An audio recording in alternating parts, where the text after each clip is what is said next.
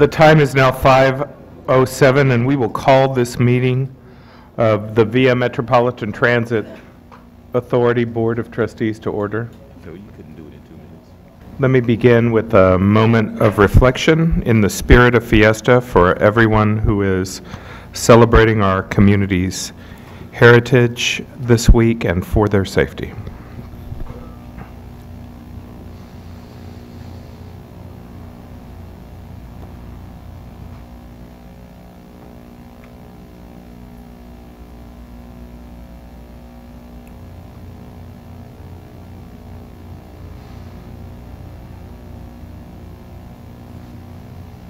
Dr. Gambetta, will you lead us in the Pledge of Allegiance? Pledge allegiance to the flag of the United States of America and to the republic for which it stands, one nation under God, indivisible, with liberty and justice for all.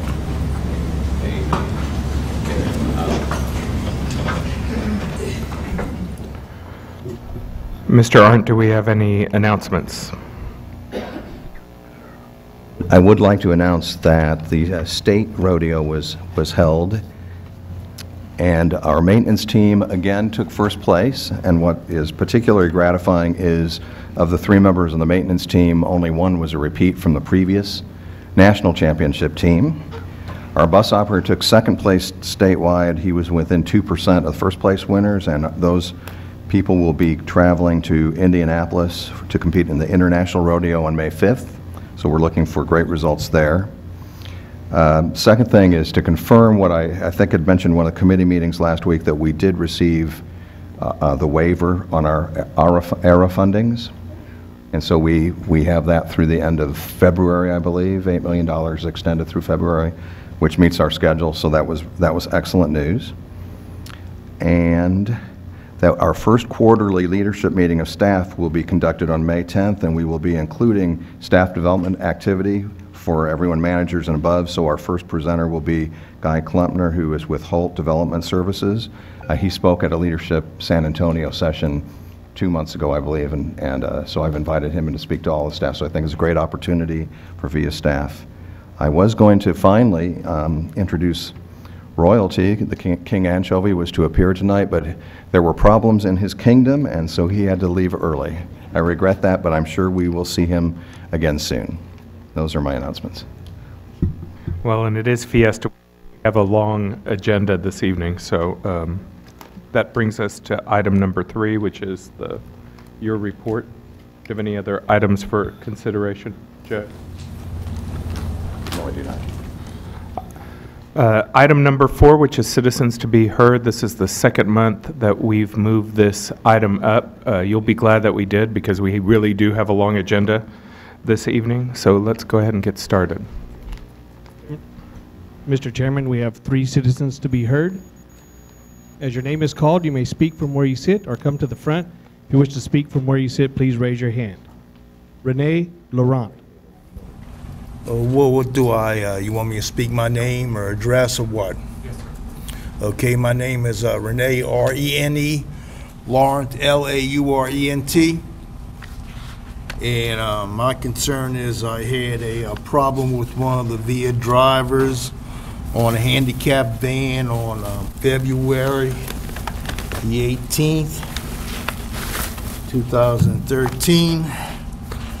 Which time I was assaulted, threatened, had private property destroyed.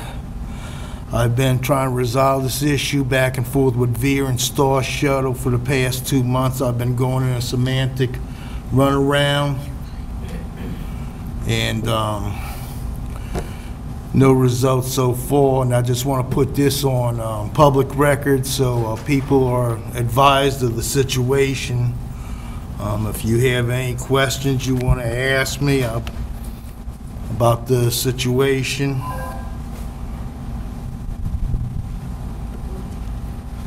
Okay. I was picked up by one of the drivers, and when I was let off, the driver began to throw my stuff on the ground and destroy it. At which time I told her name was Ms. Irvin. The van was number 552. This happened February 18th of 2013 at 10:15 a.m. When I told her not to throw my stuff on the ground and destroy it, she jumped up in my face like she was going to strike me and told me I had better check myself. At which time I got the rest of my groceries out. I went into my apartment, took some nitro for my heart, called VIA and made a complaint, and so far it hasn't been resolved. So hopefully putting it on public record will have some effect. All right.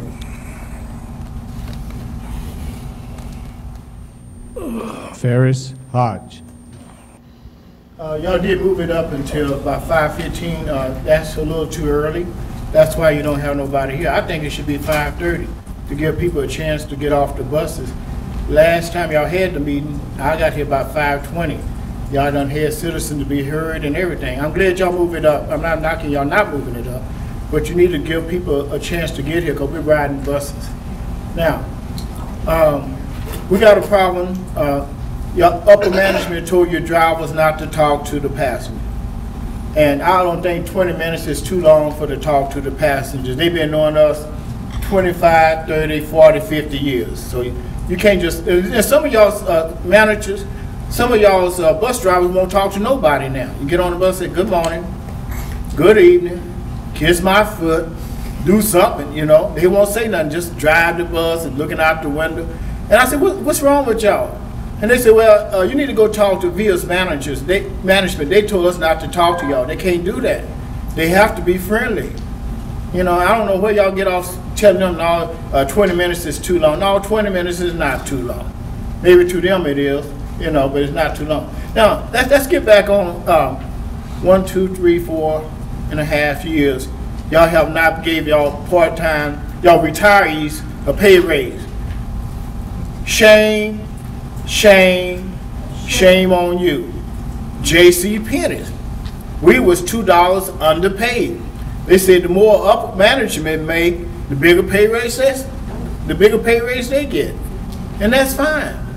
And this woman sued them for a $30 million civil lawsuit. And we had a show called Florence the Jefferson. The Jefferson and Weezy. And Florence said, Mr. Jefferson, you got it made, and the Willis got it made. Where was I when we got over? So I'm asking you guys, where was you when you didn't give y'all employees a pay raise? Y'all really should be ashamed of yourself. Your part-time drivers, you did not give them a pay raise. How can you in your right mind, y'all wouldn't even work on y'all's job if y'all wasn't gonna get paid after you retire. I know you would. I'm not gonna ask you, would you get, you know, money? You get Social Security or something. So I want y'all to go back to the drawing board, talk to the union, and say, we made a mistake. And you say, well, where are we going to get the money from? Where are we going to get the money from? $190 million y'all drew out of the fare box, okay? Y'all had to put it back in the fare box. I asked the question, how much money is VIA making off the fare box? I asked them, open records request. They never find anything. Y'all had it, the advertising. I said, how much money do VIA make on the advertising? Open records request. Never did get anything. And y'all have so much money in those two things, you wouldn't have to worry about drawing money out of anything else. Open records request 3 months ago. Frank Garza read what he had to read, got up and walked out. I asked for an open records request on that. I have not got that. So y'all need to stop playing games because I know how to count. Now, maybe some people don't know how to count, but Mama and Daddy taught me how to count. $190 million and another $190 million, and the hidden money that y'all have under miscellaneous, whatever is under miscellaneous, just let me look at the thing. And y'all have a nice day, and have a good fiesta. I hope y'all feel better. Jack. I feel better. I feel so much better. Well, Chairman Munoz, other members of the VIA board, my name is Jack M. Finger. Yes, Mr. Chairman. Well, it's good to see you back again. We missed you a few times over the last few months here. Yes, recently I finally got a chance to ride upon the Primo buses that you have on Route 100 and so forth. Tried to figure out just if they measured up to any of the catastrophes that I'd seen in Houston and other fine cities around our fine nation. And yeah, they didn't let me down. I looked at it, and I thought to myself, you know, this is a bus that's supposedly twice as big as a regular bus. And so you would expect to have twice as many seats upon this bus to accommodate passengers. And so I started counting, and then I finally finished. I said, what happened to all the seats? You know, you only have maybe 5 or 6 extra seats more than you have in a regular bus. Yeah. This bus is twice as long as any other bus, or purports to be. It only has maybe a half a dozen more seats for passengers. I mean, does that mean anything to you guys? I don't know how often y'all ride upon the Primo bus, but I've rode it several times now, just enough to find out just how rough the ride is. I mean rough. That thing is pretty hard, especially when you're going over bumps in the road.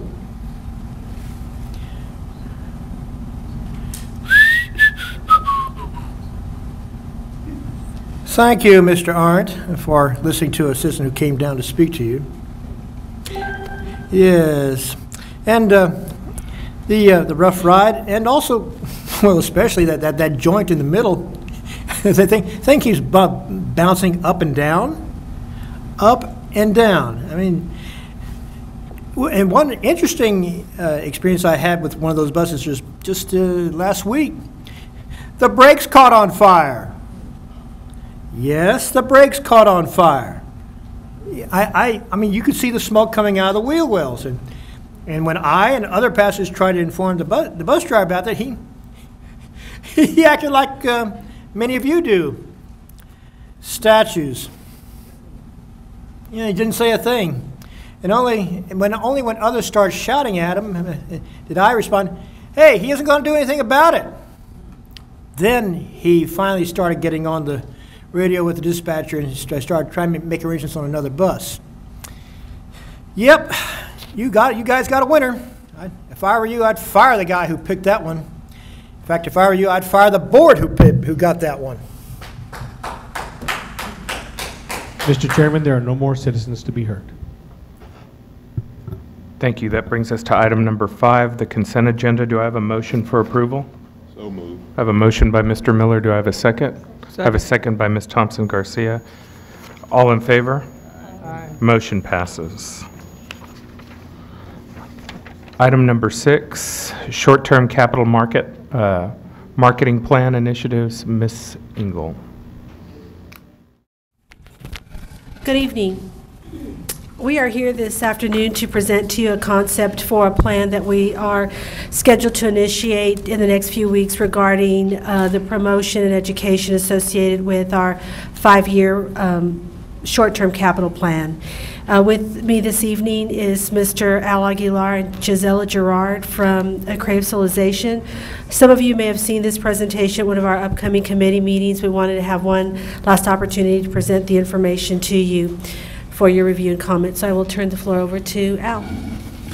Good afternoon, Mr. Chairman and the board. We're very happy and pleased to be here today to share with you the next generation and the evolution of the communications of VIA with the introduction of the 5-year plan marketing plan. I'd like to begin by sharing with you the 3 primary goals in mind. First and foremost is to inform our constituents, to inform the community, inform the public of all of the variety of activities taking place with the 5-year plan. Secondly is to provide an opportunity for engagement. You will see a number of various different media platforms providing a forum for people to exchange information both on digital with websites and so on. And then ultimately to motivate our community in support and of usage and ridership of all the various different forms of ridership. The core messages are three. First and foremost is communicating about San Antonio being a city of the future, but it's happening right now. This is a short-term initiative over the next 5 years, meeting the growth needs of our population. As we continue to grow exponentially in population, in business growth, and so on, that transportation will help to meet the growth needs of our community, and that there are more choices for everyone from various different segments of the population, various sides of town, that there are a variety of different choices for everyone to enjoy these enhanced benefits. There are three primary campaign strategies. First and foremost is to create simplicity, to create an easy way for people to understand the overall number of activities taking place. So we've created a bundled umbrella brand of the 5-year plan initiatives.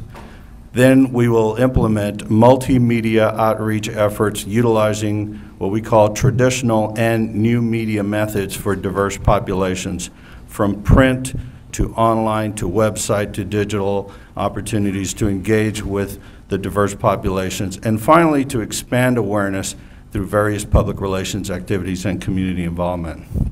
I would like to introduce the umbrella brand name, which is Smart Move. The planning process was branded as Smart Way SA when we invited the community to come to our public hearings and engaged in the Smart Way SA planning process. That has now evolved to Smart Move and the introduction of the umbrella campaign. There'll be a variety of different communication efforts to help to communicate what this means, including message executions, both print and digital, an ad that we call the Brand Manifesto, brand advertorial website, a quarterly e-newsletter that will provide updated information on an as-needed basis as new information comes forward. We're exploring the opportunity of including television, and then billboards will be utilized as well. I'd like to share with you some of the concepts that have been developed. First is the Smart Move Manifesto. This would be an ad in print. The headline reads, "What's moving America's city of the future? More transportation choices for everyone." And the subhead reads, "A smart move will make tomorrow's San Antonio and Bexar County a reality today." So it's really about the immediate future. Down at the bottom of the ad, you can see a description and the symbols of the various different initiatives, from Westside Multimodal to Downtown Streetcar and so on. In addition, there will be a follow-up ad that we call the advertorial, provides more specific information to the various different initiatives. We, as you noticed at the bottom of the ad, the viasmartmove.com is a very important point where we want to try to engage and provide information for people to have an opportunity to engage. This is the homepage of the website, the Smart Move website. At the very top, you will have an opportunity to link into any of the specific initiatives, and then we have body copy describing a variety of different, our city's transportation future, that description of what the 5-year plan is all about. Also on the home page, a description of what to expect. If you link at the very top, on the color bar at the very top, you will open up to some of the initiatives. Here, for example, you would open up to Modern Streetcar, and it'll have a variety of different information of what Modern Streetcars will offer, key facts, resources, and a variety of different information. As you scroll down on these individual pages for the individual initiatives, you will have an opportunity to engage with Facebook, Twitter, have an opportunity to provide comments. There's even a place on the right-hand side that has an opportunity to get notified. You can click on there so that we can also provide direct outreach to people as well if they sign up to be able to get notified on a regular basis. A quarterly e-newsletter. Because there's so much activity taking place, we think it's important to create editorial and provide information on a regular basis. This is an example of what an e-newsletter would look like, and we create categories and provide updated information on a quarterly basis, and we would give people the opportunity to sign up for the e-newsletter. As I mentioned, exploring television, we utilize a combination of real images as well as some animation with some of the future projects, as we did in the campaign, historical campaign. It's a New Day San Antonio, where we utilize some animation, and the copy that reads along with comments like "Smart Move will make tomorrow San Antonio and Bexar County a reality today," bringing streetcars and enhancing connectivity like Westside Multimodal Transit Center, US 281 Park and Ride, and more. Visit viasmartmove.com. More choices, greater livability, and cost savings. So again, we're inviting people to visit the website so they can engage further with further information. And then there's an additional spot that's focused primarily on streetcar, for example. Outdoor billboards will be strategically placed in geographic areas of town. This is an overall one, introducing Smart Move to the entire community. We would have modern streetcar, one for Westside Multimodal Transit Center. US 281 Park and Ride would be placed in along the 281 corridor. We would have one for Brook City Basin along the I-37 Military Drive type corridor, so that regionally and geographically they're focused in around areas that are more directly impacted. From an overall timing standpoint, our goal is to launch in early June with all of the elements, including advertising, digital, public relations, and community involvement, and followed with a 90-day sustaining plan so that, again, we can inform, engage, and motivate our community with the overall goals. I'd like Gisela Gerard to share with you some thoughts on public relations. Our plan is to really augment the launch of the Smart Move Capital, our marketing campaign, with a very robust public relations component. And our goal is really to do what Al said, and that's to inform, engage, and motivate audiences. And we're planning on doing this with 7 tactics. These include doing message training, also having some ambassadors from various audience segments, doing some very targeted media outreach to local as well as regional trade, and also to present and get the message out to local organizations like the Downtown Alliance, Downtown Rotary, and a variety of others. Also, we want to highlight what the initiatives of San Antonio are and how they contrast to cities across the country, utilize our VIA leadership for thought leaders on this particular topic, and as Al mentioned, we'll create and support with interactive social media engagement throughout the process. Thank you. That concludes our presentation, and we'll be happy to answer any questions you might have. As Al mentioned during the presentation, we're looking at hoping to launch this in about 30 days. Priscilla, I'm very interested in what you have to say about this direction and what you think.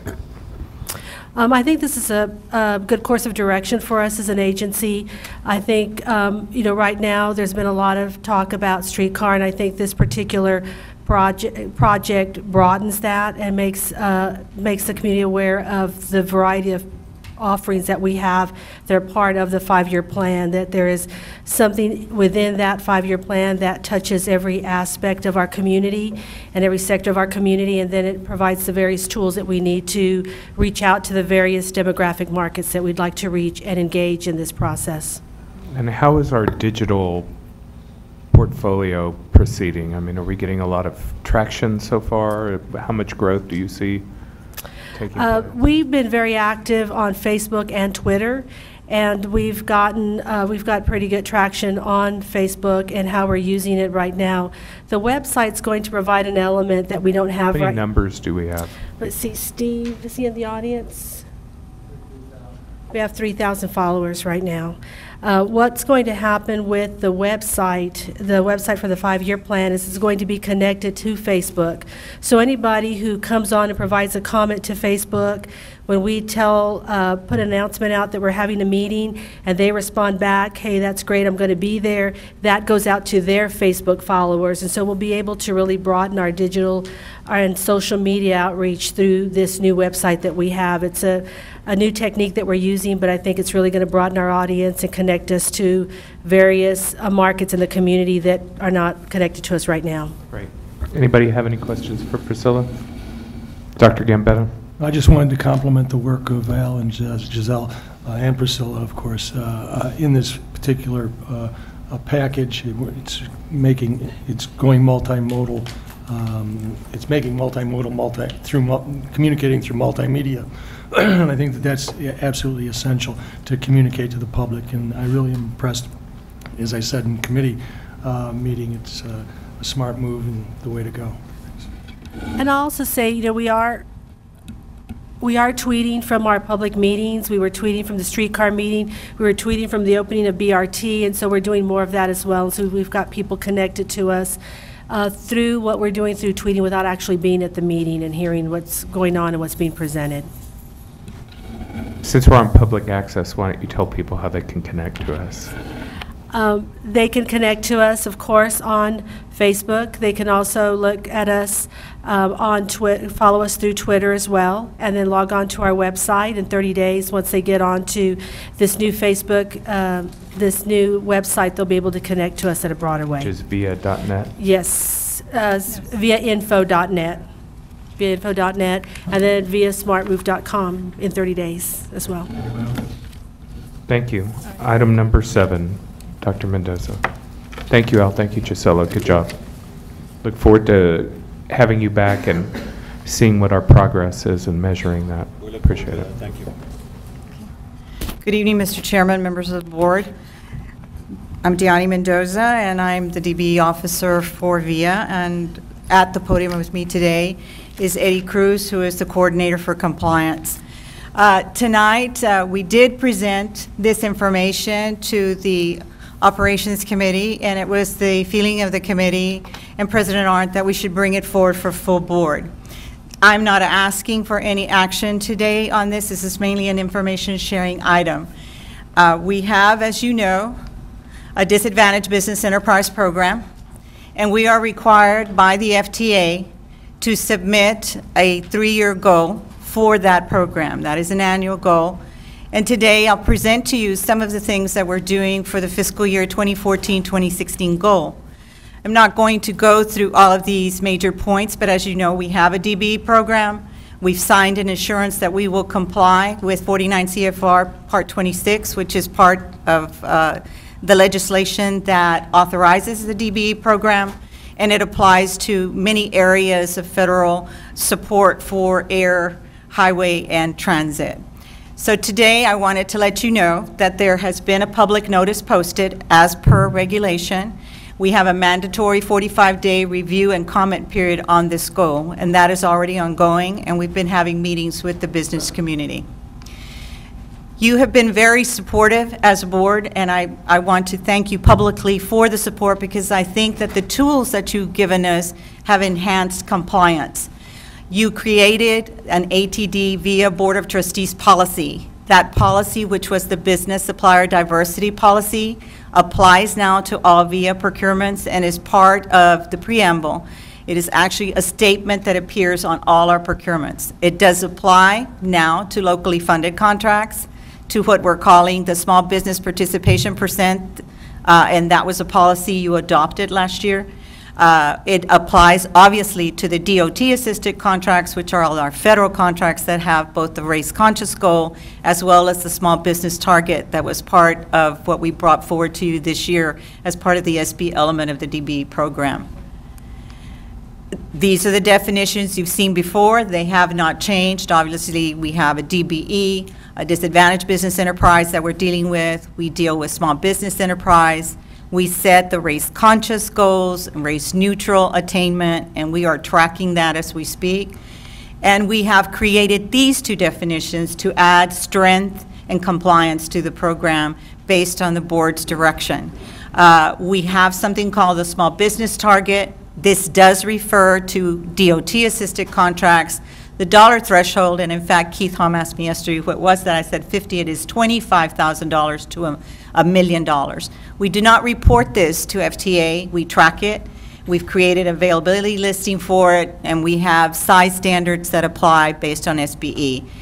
The big part that we're going to talk a little bit about tonight is the small business participation percent that we did also add to all of the compliance tools you had given us for the toolbox. This now will be, we have been doing it on a pilot basis, applying it to local funds. There's no dollar threshold on this. It's not reported to FTA, and we have created our own VIA, so to speak, a very specific availability listing where we know we spend our local dollars. We do use SB certification standards for that.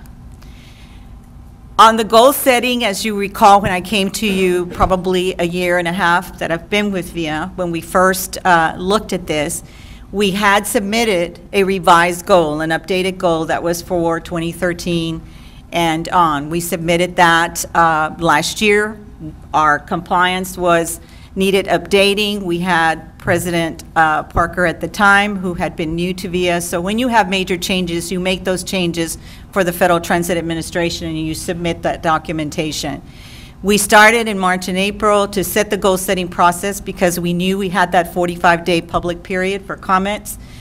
We perceive that we will finalize that 45-day period on May 29th. We will have all the documentation from the public meetings, and there's several being held during the month of May, along with bus hops and other things that we've been doing to interact with the public. Our FTA submittal date for this new goal is August the 1st. By law, the DBE program must be updated every 3 years, and most recently we did that, as I told you, for 2011 to 2013, because we had some issues and challenges with the way we were setting the goal in the past. The methodology used for this goal, as what we did when we updated in 2011 to 2013, is what is recommended by the Federal Transit Administration. It is, again, two-step, kind of three-step policy setting goal methodology. You start with a base figure. We have all of the worksheets if you want to meet one-on-one. Again, I've offered, and I have not been able to get on your schedules, but I will, so that we can go through that if it interests you to know how each of those specific goals gets delineated. We must adjust that goal, and we do that by looking at how we have performed. And in this case, the past 3 years are what we use for that average, and you'll see those calculations in a moment. And then we examine that adjustment, and then it's my judgment presented to you with my best recommendation for what we believe we can achieve. I confer with President Arndt on that, and then we bring it forward for you as the set goal for the year. The previous goal was 24%. We are required, as I just said, to submit this new goal. We have some differences in contract funding for the future. We have small business participation. We're going to have more local dollars going forward. So we're doing these innovative changes that we think will allow us to be more successful than we have already been. This kind of lays out all of the areas of work that we perceive we will be contracting in. So you will see maintenance operations, other programs, paratransit services, hardware, software, the core areas that we now know, and you will see the dollar amounts in the areas where we believe those dollars will be set. We then take the total value of that to be awarded. Eddie works on those particular calculations. We determine the number of DBEs in the category, the total firms in the category based on most recent census data, and we determine a percent availability, and then we kind of look at what does that percentage look like. The base figure this year was 44%. The median past was our achievement of 24%, and the average was 34%, which is very aggressive. So in conferring with President Arndt, we have set this goal of 30% as we move forward for the next 3 years, from 2014 to 2016. I will tell you, in the preliminary meetings with the business community, it is being very well received. You have a race-neutral component that will be 12%. The SB allocation, or the target, which we have carried forward, is 5%. So the race-neutral component of our goal will be 17%. The race-conscious, we believe, on the federal dollars will be 13%, for a total goal of 30%. And that is what we are submitting to the FTA with your approval as we come back to you with the feedback from the community after the 45-day comment period. Okay. What's new? The new is this pilot small business participation overall agency goal. It's a natural progression, again, in what we've done. We went from DBE to SB targets, and now we're moving to SB participation. It's not SPADA. It's not allocation by ethnicity and race or anything like that, or gender. It is actually mirroring again the federal DBE process one more time and taking it to gender and race neutral, no dollar threshold, and it will allow us to strengthen local participation with the dollars that we're putting into high capacity transit. And many of those contracts will be funded, as I mentioned to you, through local dollars, not necessarily DOT assisted dollars. It will strengthen what we believe is the policy you've set in motion already for us that we've been piloting, and we'll create a new tracking report on that. That goal, we believe, can be 39%. So it is a value of the potential. I don't understand that. Okay. You want me to go? Help me. Let me see if I understand it. Okay. So the DBE is the federally mandated correct. program. On top of that, we then have created an SBE program, Yes. right? A program that allows us to add consideration and monitor it as an agency, but not necessarily through our FTA goals or mandates. That's correct. Now we're talking about how we create jobs locally. That's correct. Right? We're going to layer something else I'm over. layering on top of that. I'm going So one more layer. lots of progress. I think that's all good. Tell me, I don't understand the 39%. How do you get to that? So we have a 30% goal for our two existing programs. Is this an additional 9% on top of the 30? No, Or no, this no. is 39% when you just consider? Okay, you have 30% on your federal contracts. That is reported, as you just mentioned. It's all federal. We have local dollars we're going to spend, like we do. I'm suggesting to you that you allow me to pilot a program for small business participation for local dollars, different. Money not that we reported. spend, and that would include streetcar, for example, Correct. is local money.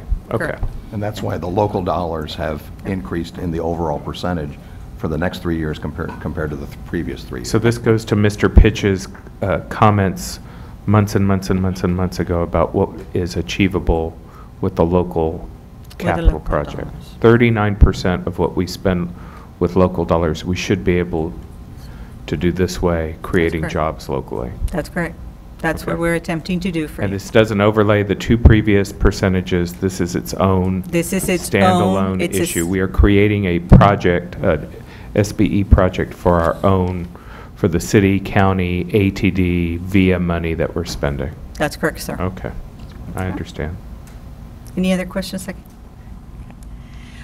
Just this, we're going to track it, by the way. We've mirrored the federal kind of format that we use when we report our information to the federal government, but this will be for us locally. So it's our own report. I did want to just mention to you as I conclude my presentation that we've held this bus hop in April. It was very successful. We partnered with Hispanic contractors and moved almost 30 somewhat small businesses by our classroom and wheels, took them to Zachary and to Shanska, and they were able to do connectivity between primes and subs. And it allowed us a captive audience to talk about what VIA is doing, the goal itself, how it's set, and so we were able to visit with everyone on that. So we have begun that feedback process, and we are documenting that. Can I go back and ask one more question? Yes, sir. We had no participation goals up to this point on local expenditures. We piloted some, but officially, no. We had none. Correct. So this is a big advance. Next step. And by imposing these goals, right, is that mean that we have a greater opportunity to create local jobs? I believe that we will, Mr. Chairman, because you're setting targets for participation on the additional dollars. The bulk of our dollars, if you look at this, will be in high-capacity transit, a lot of our professional services, and in construction. So we're moving those big areas of work as we move forward on the new projects. The only thing I don't understand still is why we don't just call it local. We refer to it, but then we call it SBE. And so I just want to be very clear that the intent of this program is to try and create jobs locally with the money that we're expending. We just picked a name, and I just really just moved it forward. I think, you know, that would be at the will of the board, you know. It's a name that it's artificially created by staff. So I don't know if This is an approach to increasing local participation. Small businesses who participate in our contract are typically local or nearby. That's correct. A separate, different approach, which has been used, would be, for example, to give a discount in the bid price. The discount bid price has its limits in that if no local firm is within that range, they don't have any participation at all necessarily. We believe, based upon the experience we've had with the target, with the pilot program, and the good results we've had with the DBE SB program on the federal side, that this will be equally or more effective way to keep local dollars with local businesses. Well, okay. I'm very interested in what the board has to say. This is a situation where we have complete discretion to create a program like this. Sometimes, if you're not very clear with the language that guides the development of these programs, and I'm both for small business and I am for creating jobs locally. I just want to make sure that we're very clear, at least for myself, speaking to the rest of you, it's about creating jobs. It's about keeping this money local. So I think names are important, brands are important, and the way that you talk about them are important. So I'll listen to what you all have to say, but part of my intent in trying to help bring this along is local participation.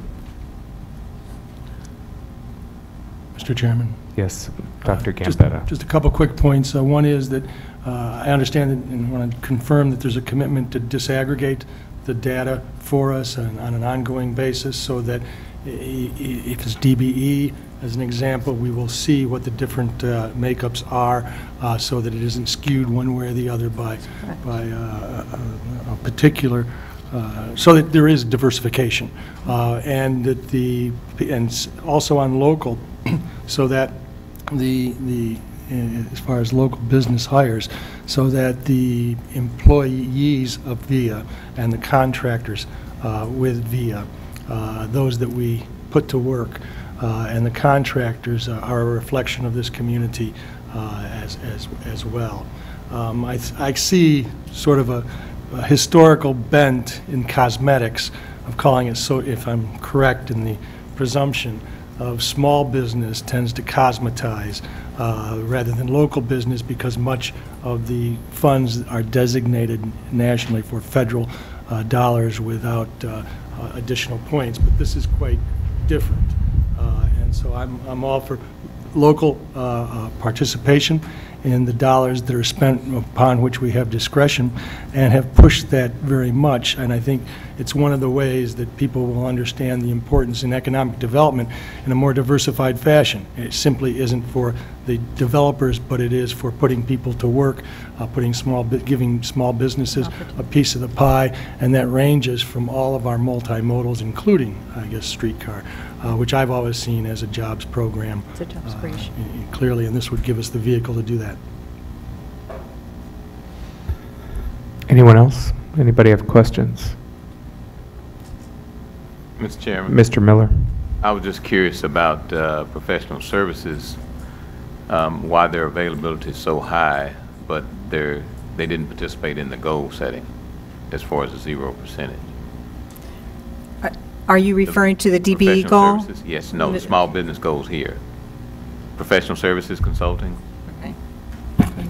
Professional analysis consulting. Mr. Miller, sir, it doesn't demonstrate it's less than 1%, that's why, so it's 0. It would The reason be for that is that if you go all the way over to the left, there's only 1 million out of 164 million, which represents 0.6% of all the work. So when you apply 75% to that 0.6, to a rounding figure, it's less than 0.5%. So it came to 0. It's not like there's a goal of 0. It's just that there's no work in that category presumed here. That's why. Anyone else?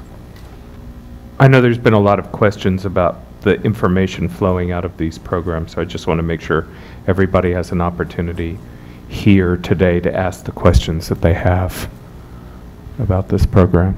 And I would like to thank staff and Deani in particular for getting us the data that we had requested over time, and it was extremely helpful and illuminating as to the success of our efforts or what challenges we still face. I want to thank the board for actually making that request. It has opened up for us as staff that there's a lot that we can do that needs to be tightened up. And I think we're moving very closely as we do the B2G implementation to try to move away from paper trails to moving to electronic and being able to have everything on a database that we can access for you in a much faster mode than what we've been able to do by moving a lot of pieces of paper. Let me just say, for all of the conversation that we've had about changing the culture of VIA and how sometimes it takes a while for the bureaucracy to respond to the request for change, that in a year and a half, you all have done a tremendous job of both in terms of outreach and implementing process that really gets to the goal of helping build business and create jobs in San Antonio. So I do want to say thank you. I know it's not easy, and I appreciate the progress that you all have made. Thank you. Thank you very much. I appreciate it. Anyone else? Thank you. Next item. Mr. Buchanan, modern streetcar update. Good evening, Chairman and members of the board. Tonight we would like to continue our update to you as it relates to the progress made on the modern streetcar project. Just a couple highlights. We are coming to the point this summer of reaching the locally preferred alternative, and we'll continue to discuss that with you this evening. But I also want to highlight that next week we do have a special board meeting, and in that special board meeting we do plan to have a lengthy discussion with you to get some feedback on the vehicle and some of those aspects of the project. So just wanted to update that. But with that, I'm going to turn it over to Kyle Cahey, who will give the update tonight. Thank you, Brian. Mr. Chairman, members of the board, so good to see you again tonight with our monthly update. We did have an opportunity to visit with the Planning and Project Development Committee 2 weeks ago, and so we're bringing forward the same presentation for the full board tonight. There's 4 areas that I want to address in tonight's update. You see those listed on your screen here. The schedule, an update on the public meeting that was conducted on March 28th.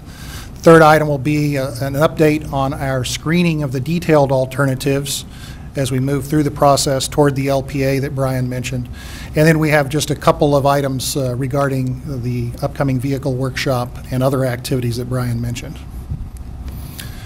With respect to the schedule is a familiar sight to you by now. I want to just highlight again, there's 5 major steps to the alternatives analysis process. Those are the blue boxes that you see identified here.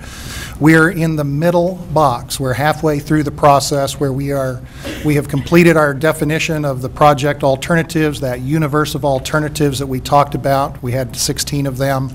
We screened that down through the second phase. The conceptual alternatives process down to 6 alternatives, which, by the way, you have a cheat sheet in front of you that actually summarizes the 6 alternatives for your reference tonight. And now we are in the midst of providing a more detailed, robust analysis of those 6 alternatives.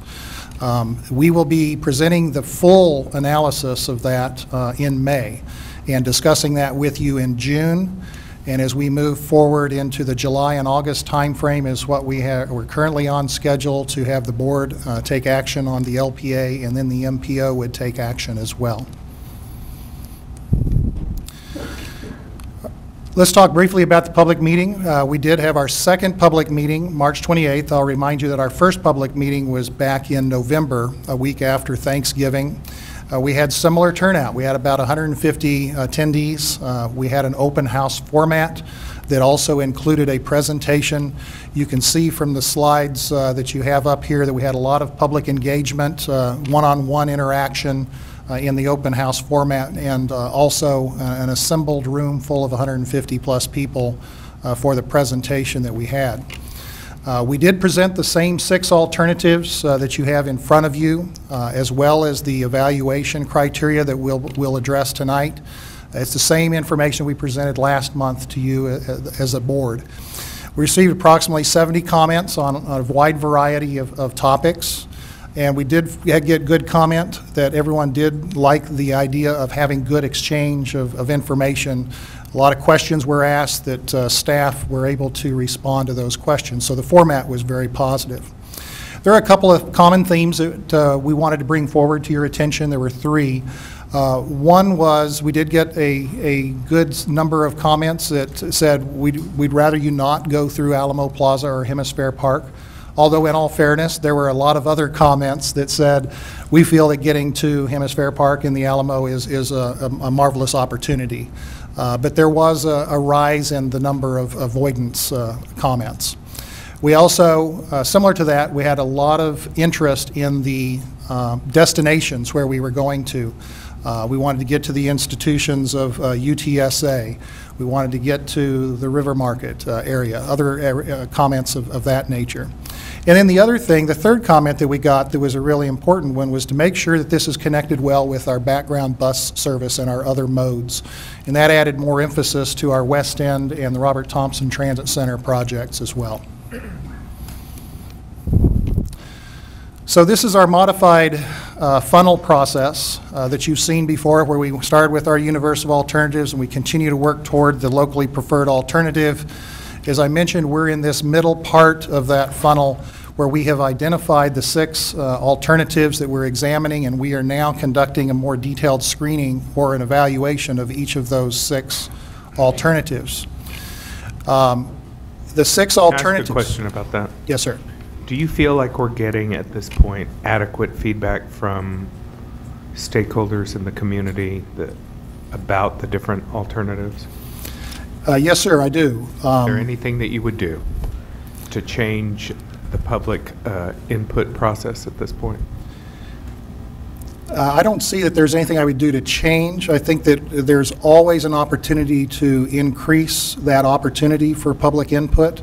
I think we've had a very aggressive a series of meetings with various stakeholder groups, from the city of San Antonio to the county to the downtown interests, but also through this public layer. You don't see any need to form any more panels, or you feel like the interaction is very vibrant and sufficient at this point? I believe we have well engaged the public at this point in time.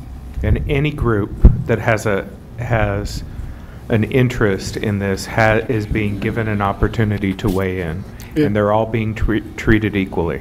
Yeah, absolutely. Both with some opportunities to have staff come in and give them a presentation one-on-one, or as a group, or obviously as part of our public meeting process. The opportunity is there to make comment also. And the people who can't get to a meeting, like for example, the opportunity to record this meeting and take public comment on our website or through digitally, that's being provided as well? It is. On our website, we also take written comments that just get mailed into us. Those are also logged in our comment database, and we accept any and all media for comments.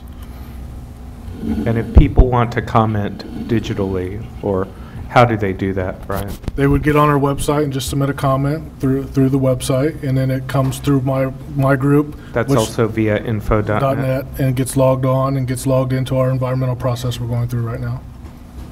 This is a very important point for me, to make sure at this point when we're in this phase of the project, the detailed screening, your assurance to us that we're taking all of the comment that we need to be taking from either individuals or representatives of groups.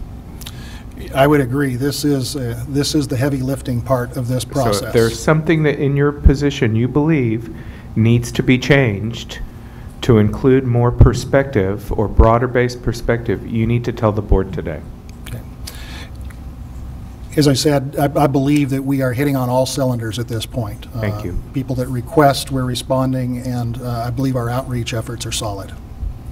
May I ask a question on that point? Yes, ma'am. How will those comments come to us so that we get the full breadth of the meaning of those comments, and instead of it just being collected, how will it get distributed, analyzed? Sure. Each public meeting gets a public meeting report, and in the back of that report are all the written comments. So you can see them as they're written, they're photocopied, and we'll make those available to the board. We'll make all the comments available to the board as we move through the decision-making process. We have a workshop coming up, right, where we're going to talk about technology. I also think it's important, we've never done our public meetings this way, that the full board be impaneled for at least one of those public meetings, so that that kind of interaction between the community and the community groups and the board happens in a more public manner before we get to that final phase where we really are already at a preferred local alternative. I don't know, unless other people feel like that's not the right way to go, I would suggest that we do things differently this time and have at least one of those meetings. We'll take that and work with that. At the workshop on the 30th, I think we will be able to kind of lay out the process of future public meetings, and we've taken the recommendation that there be a, if you will, a formal public hearing that over which the board presides before the board would get to the point of designating the locally preferred alternative. We'll lay that out at the next workshop. And I think I'm hearing that the board feels, based on your recommendation, that the schedule we're adhering to, which tracks to that schedule where we're trying to get our information to Washington in the right cycle, is right, and that we're committed to this process and we're not going to amend this process in any way. Okay. I think along Jeff's point, one thing for us to consider is we do have a public hearing scheduled with the board presiding, but typically a hearing is just that. It's just an opportunity for the public to provide comment, not to engage the public. What I'm hearing from you, Mr. Chairman, is you want an opportunity to have more of an engagement. An interim step. Before you come to us and tell us, this is where we're really headed in terms of the development of a locally preferred alternative, another in the, maybe, I don't know if, maybe I'm asking for an extra meeting. I don't know if I am, or maybe you still, I think you still have one more set that the full board should be engaged in that last meeting. I think we can more interactive. Fit that in. That's an excellent suggestion. Okay. As I mentioned, you do have the detailed alternatives that are individually identified on your sheet. This represents a composite of all 6 alternatives that are identified that we're continuing to evaluate. It also identifies with the dashed lines possible future extensions that we are taking into account as we go through this process. The one thing, a couple of points that I want to make as we move through this detailed evaluation process. It's a comparative screening. It's not a high score. It's not like we're going to be able to end up with a score at the end of the day. The key word that I've used in a lot of our discussion is it's about trade-offs. You may find 2 alignments. One, they both cost the same, but one carries more riders than the other. What's more important to you? So I think those are, as we go forward with this beginning next month, we're definitely going to wrap our heads around this and have to wrestle with some of the trade-offs that we present to you. The other key thing about the detailed alternatives is the blue dots on here represent some of the common destinations that we're evaluating. So you've got Lower Broadway, the West Side, the Robert Thompson, Hemisphere, Southtown. What we're actually evaluating are how do you get through the core of downtown in those alignments. So I want to try to continue to remind us that that's what we're really evaluating, are a small set of streets to be able to connect these dots that are key activity centers for the downtown area. So today we want to give you a very brief presentation of where we are with our evaluation. These are the evaluation criteria that we've presented to you, we've presented to the public. There are 10 of them. Excuse me, there are 9 of them that take up 10 lines. There are 5 primary factors: capital cost, O&M cost, connectivity, economic development, and ridership. Those are key factors. We are continuing to work on those factors today. We are going to be generating a lot of that information prior to our May round of meetings with PPD and the workshop that we're looking at. But I wanted you to know that this is an in-progress presentation. We're going to focus today on the secondary factors. Those are in the right-hand column.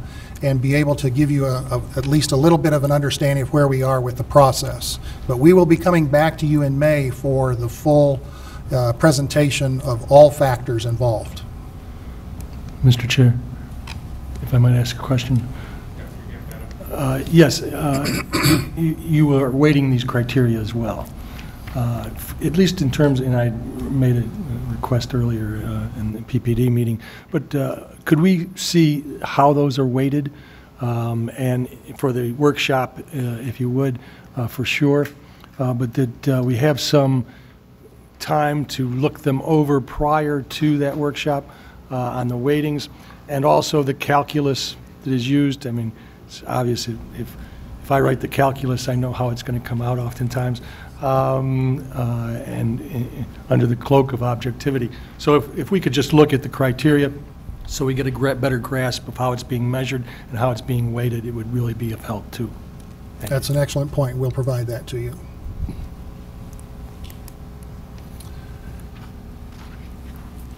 So again, focusing on the secondary evaluation criteria tonight, there are 4 that we are going to address briefly.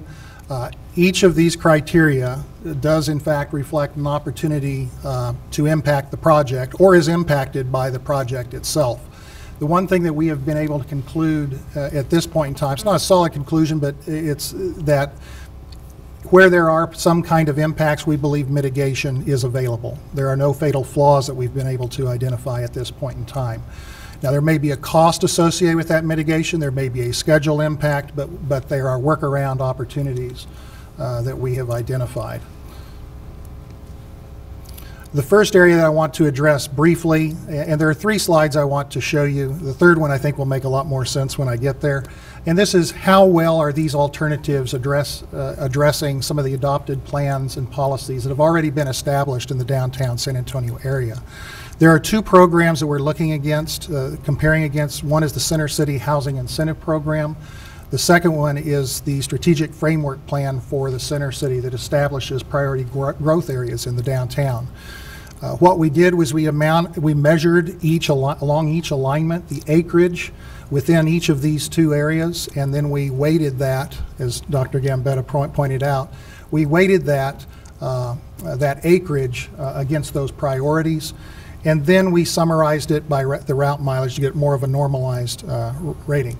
Sounds like calculus, right? There's a lot to it. It's a rather simple process, but we do want to make sure that as we bring this forward to you again, that it's clearly understood. Basically, we've identified with green and yellow, green being better than yellow, we've identified the number of acres that are within those zones for each of the alignments cumulatively. So the scores for alternatives 1, 3, and 5 are slightly better than 2, 4, and 6. Now graphically, this is where it makes a little bit more sense perhaps.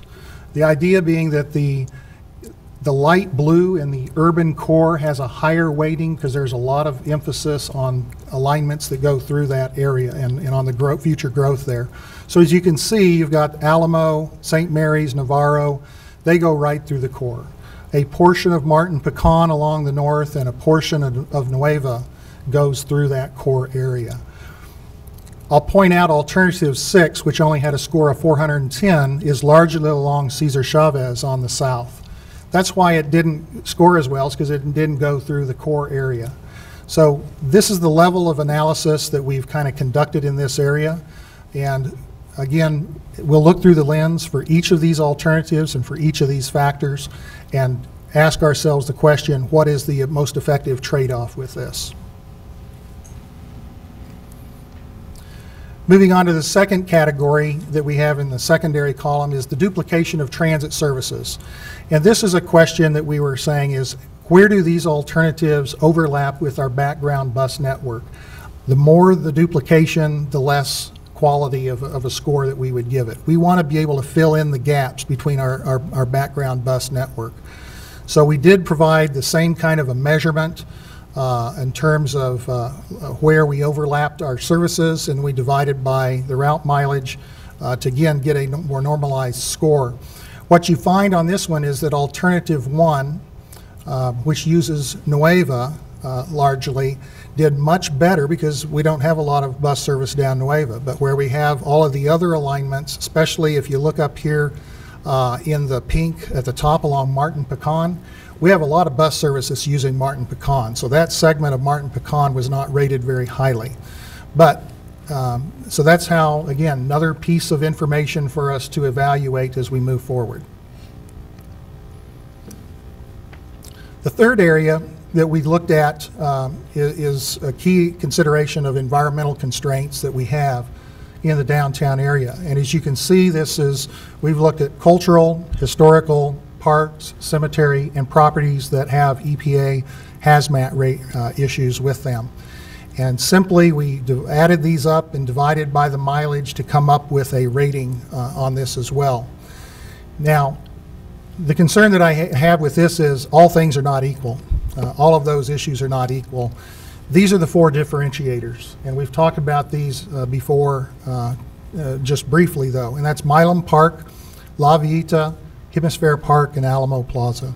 Any of those the project alignments, such as Alternative 1 that goes right in front of Alamo, that has a more negative rating that we've got. And so when we look at this, you'll actually see where Alamo Plaza shows up is actually more of a red or a pink score for us.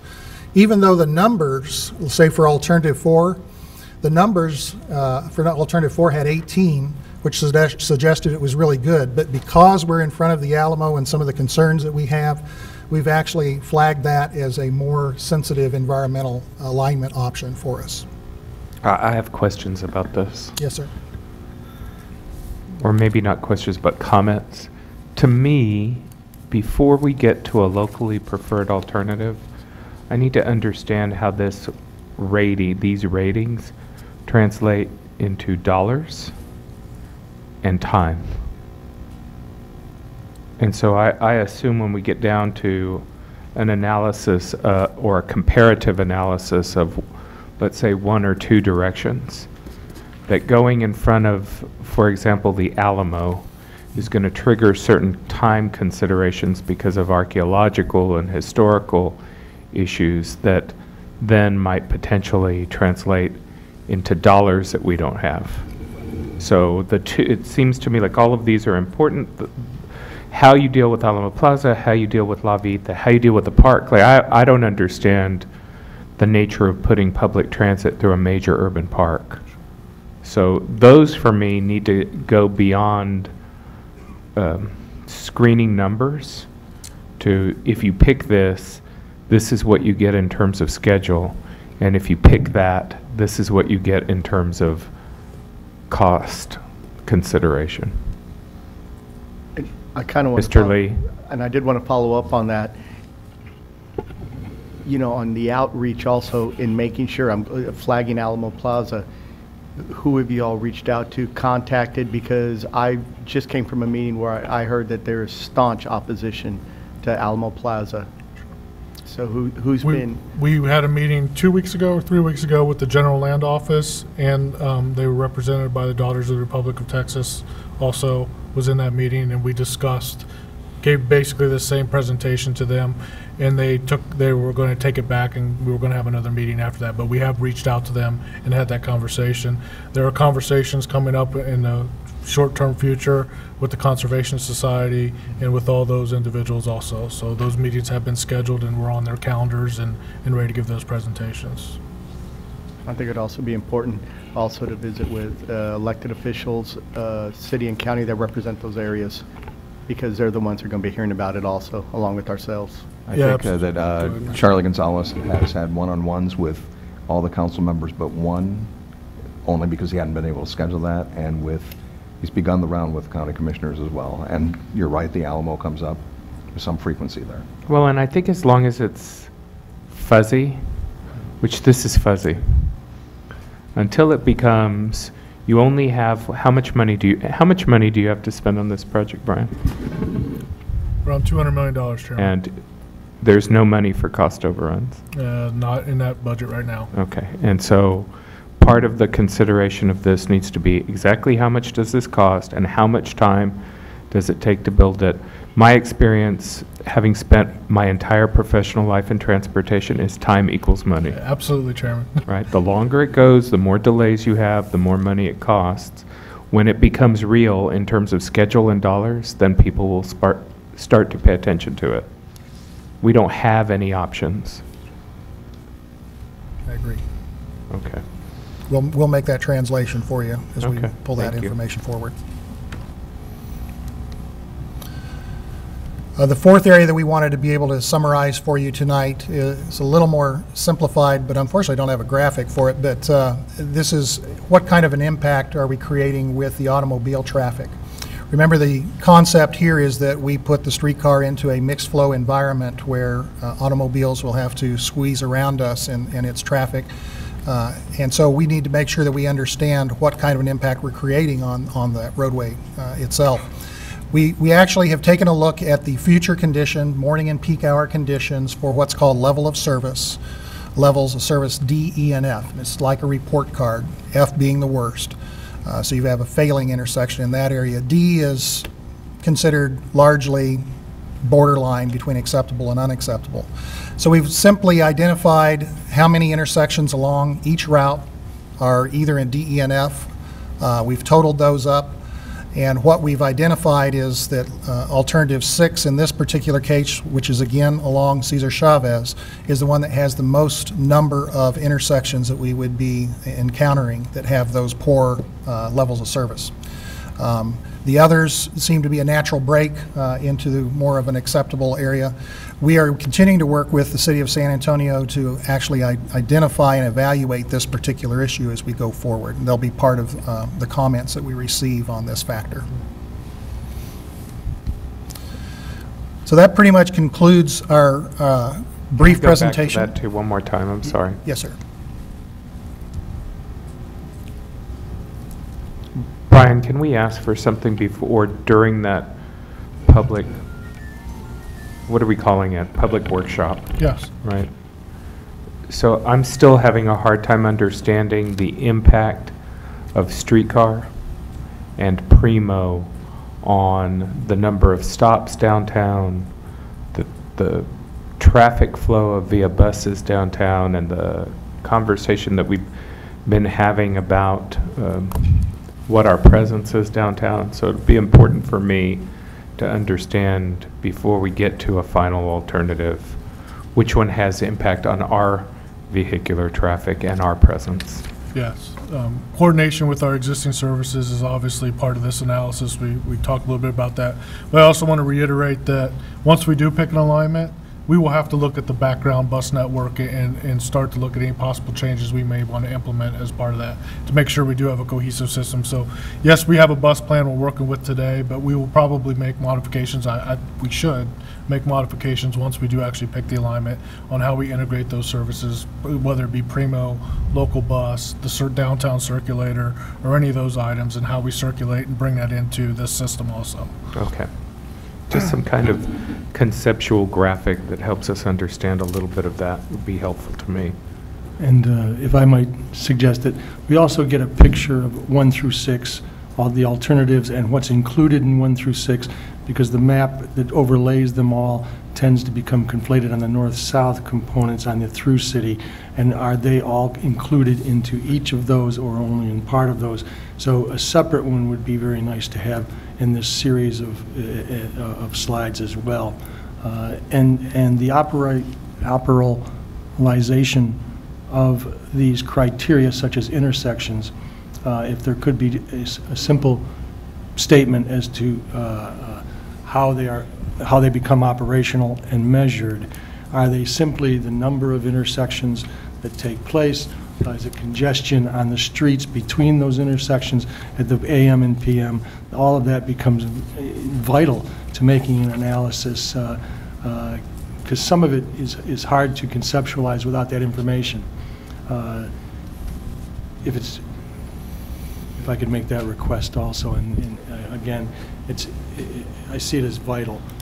Not simply the number of intersections, but also the congestion on the streets, including the width of the streets, which I imagine which has been taken into consideration, and how congested or clogged they become for the mileage involved. I find the ratings interesting. Excuse me. Mr. Martin?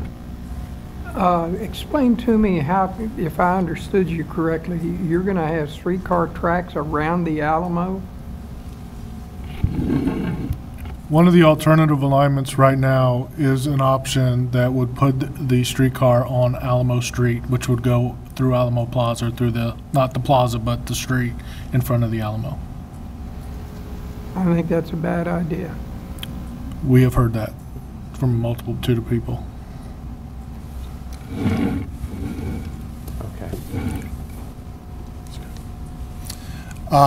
The final couple of slides that I have are just upcoming activities that we have. Of course, as we made mention early, we do have a board workshop. We've updated it. It's no longer tentative. We've scheduled that for the 30th, so that's next Tuesday. During that course of that, we'll address the vehicle topics, including specification development and procurement process. So we have a very good, solid, lengthy presentation to be able to discuss with you on that important topic. Moving forward into May, as I mentioned, that's when we really bring a lot more of this information and the key primary factors, the cost and ridership factors, we will be bringing forward to all the PPD committee, but also we have the board workshop that we're talking about this, and that's still a little bit tentative. I don't think we've settled on a date at this point. Also, we're looking at a public meeting subsequent to that board workshop. They'll either be the end of May, 1st of June, which may be the opportunity, Mr. Chairman, to have that interaction with in front of the public as well. The reason for that is moving into June, we actually have a recommendation we plan to bring forward for your consideration, and then we would have that public hearing in June, moving toward July, and the potential adoption of the locally preferred alternative. Great. Any more questions? Is every board member satisfied with the process at this point? Everybody okay? I would. Mr. Yeah, Panek. I almost called you Dr. Panek. You could be. Sure is Doctor. The only thing that I guess I would put on all of this is that this is the first time I've ever been a part of a streetcar process, so I'm always holding out hope that I don't get lost in the weeds. And one of the things that I know that when you give us those tables, and I think this sort of hits on what Dr. Gambetta was mentioning about seeing what the calculus is, I'm also thinking that we're presented with, a series of slides that might be taken as being equally important, or that the issues that separate the six are, of equal significance, I guess. And so I don't know how this all plays out, but I guess I am, if I have any ambivalence, Mr. Chair, is just trying to understand again the metrics and sort of seeing what we ultimately need to decide. I think obviously the Alamo issue is a big one.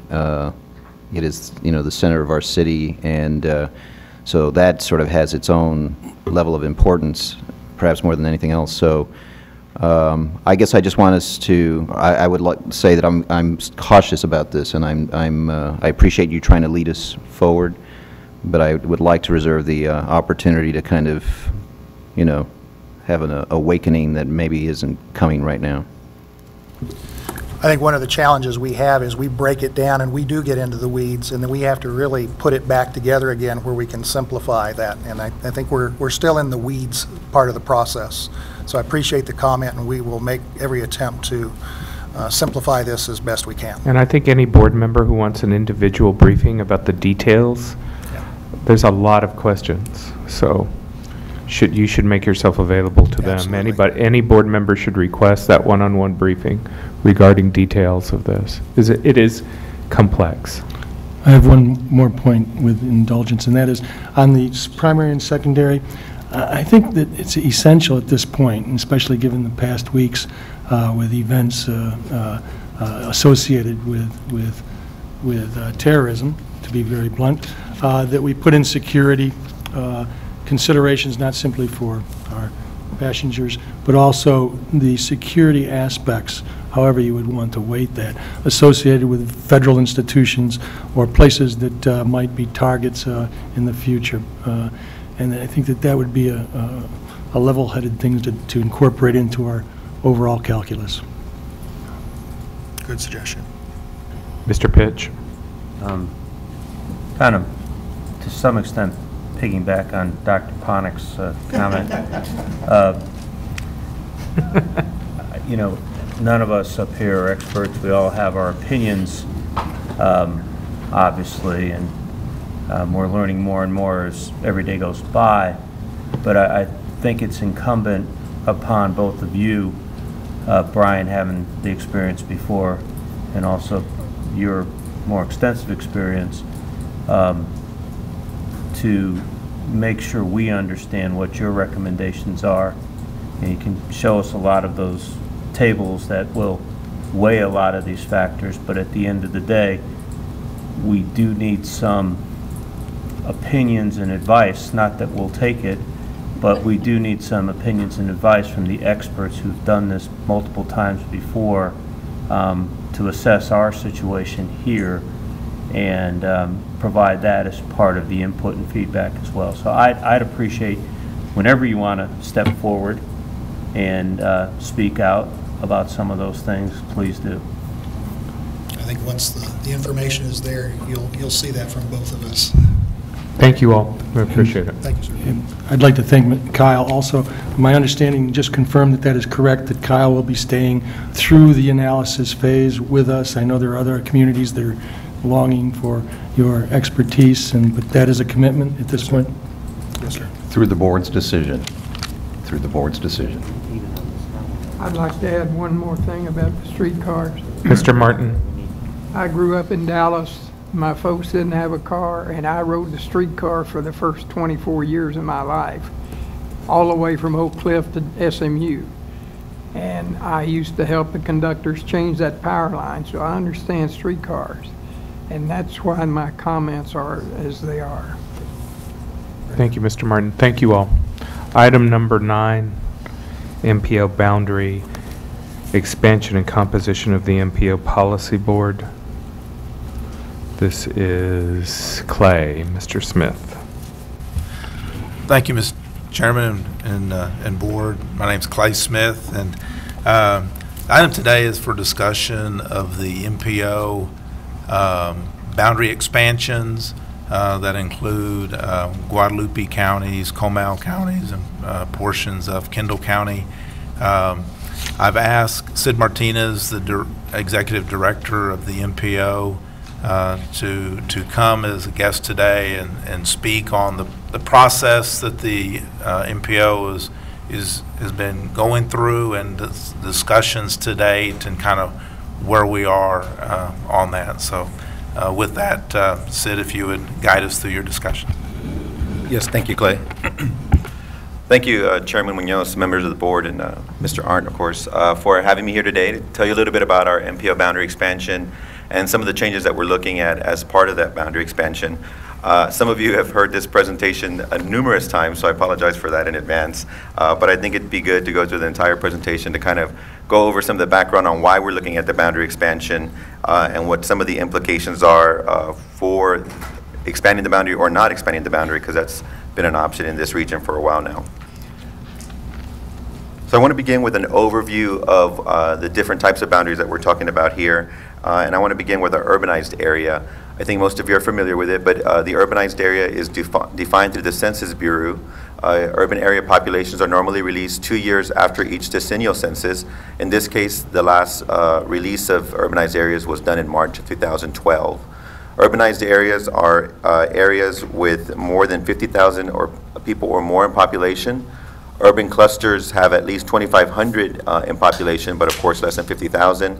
And then anything outside of an urban cluster or an urbanized area is considered rural. The urbanized area begins with a central population of at least 2,500 people, and it continues to grow out as long as it meets a certain definition. In 2010, census defined that as 500 people per square mile. It does not follow any city or county lines. It strictly follows population densities. And it's important to note that Census does apply their technical analysis nationally to ensure that all areas are defined in the same way. And this is obviously very important because a lot of federal funding is actually distributed through Census urbanized area populations, so they don't take any public input or public comment on how those areas are defined. Again, there are two main types of boundaries that we're dealing with here. That was a little bit of background on the urbanized area boundary. The other boundary that's pretty important to us is the metropolitan area boundary, which is also known as the MPO study area, and it's the planning area which is approved by the governor or his designee. And federal regulations state that the MPO boundary at a minimum should cover the urbanized areas and the contiguous geographic areas likely to become urbanized within the 20-year forecast period covered by the Metropolitan Transportation Plan. So through that basic definition, of course, the MPO boundary should be bigger than the urbanized area.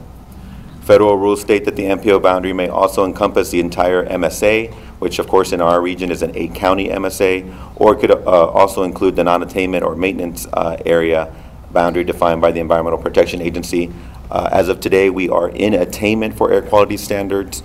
We are likely to become non-attainment within the next year or so, but as of right now, we don't know what that non-attainment area boundary would be. Regardless of whatever boundary you choose for your area, the boundary should foster an effective planning process that ensures connectivity between modes and promotes overall efficiency. This map shows several different boundaries. In the background, the light brown in the back, of course, is all of Bexar County and small portions of Comal and Guadalupe. That is our current MPO boundary as of today. The purple line that you see there, again, very jagged, is the urbanized area boundary for 2010. As you can see, the urbanized area boundary has grown beyond our MPO boundary into Kendall County along Fair Oaks Ranch. It's grown outside of our MPO boundary in Comal County through the city of Valverde. And then the biggest change was that the city of New Braunfels was included as part of the San Antonio urbanized area.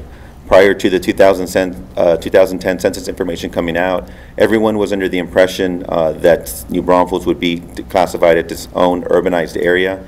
That was not the case. It was joined in with San Antonio. So there is no New Braunfels urbanized area. It's all San Antonio.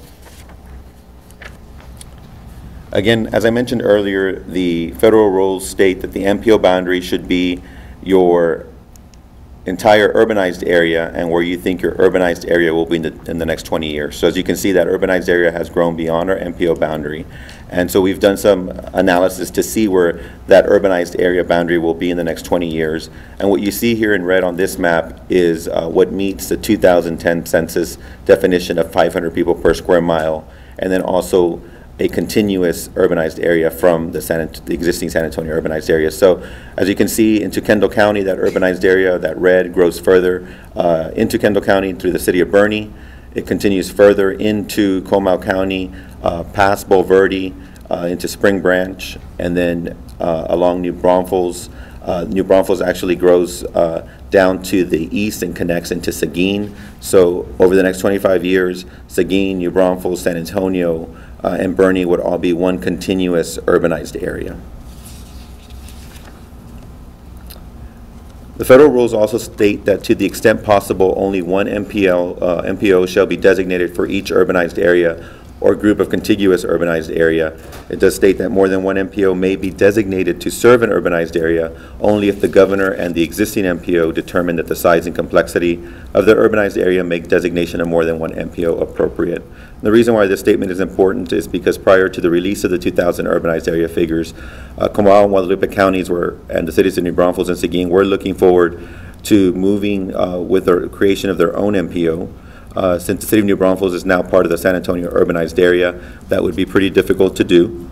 And although they would still prefer to have their own MPO, they are working with us to see how we can move forward together.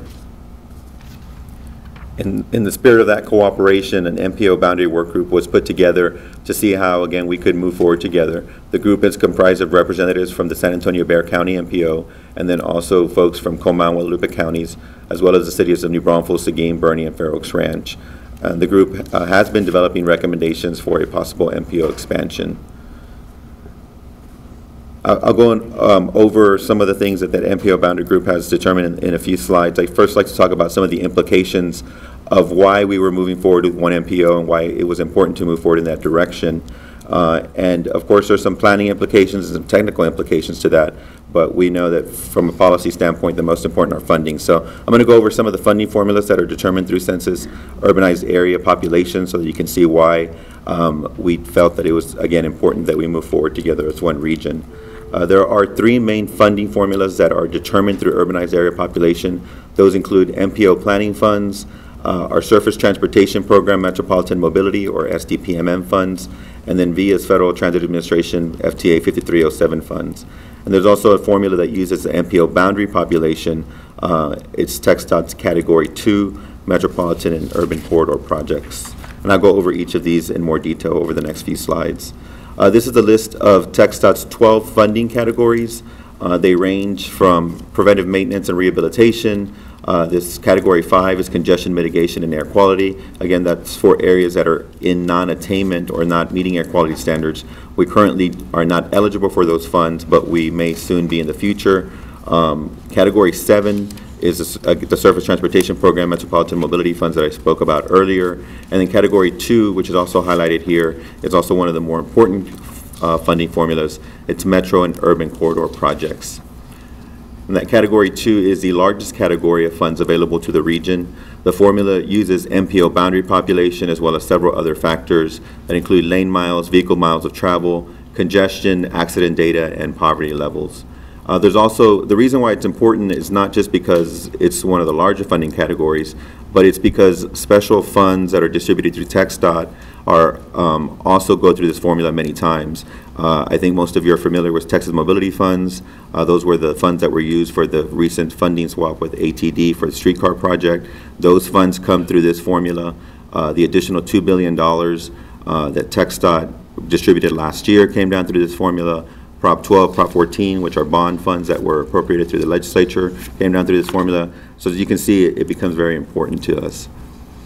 When you look at other MPOs within the region, especially the 4 largest MPOs here in Texas, San Antonio is by far the smallest in terms of counties within the MPO boundary. The Austin Round Rock MPO is currently at 5 counties, and it is soon going to 6. The Dallas-Fort Worth MPO is at 12. Houston Galveston's at 8, and San Antonio is only today at 1 full and 2 partial counties. And again, when it comes to Category 2 funding, the fact that we have not been as aggressive in expanding our MPO boundary has really hurt us over the last decade. In 2003, the percentage of Category 2 funds that we were receiving was at 11.15%. And that has actually dropped down in 2012 to 9.1%. So we've lost 2 percentage points in regard to that Category 2 funding formula. And 2 percentage points may not sound like a lot, but when we're dealing with billions of dollars, obviously it can add up pretty quickly. In regard to STPMM, this is a federal funding. Can I ask a question about that? Yes. Can you go back? I don't understand what implication that has for public transit dollars. So I understand what this means in terms of highway funding. What does it mean in terms of public transit funding? Category 2 in the past has only been used for highway projects, but... So have you all done an analysis that would help us understand how the expansion of this impacts the flow of FTA dollars to our district?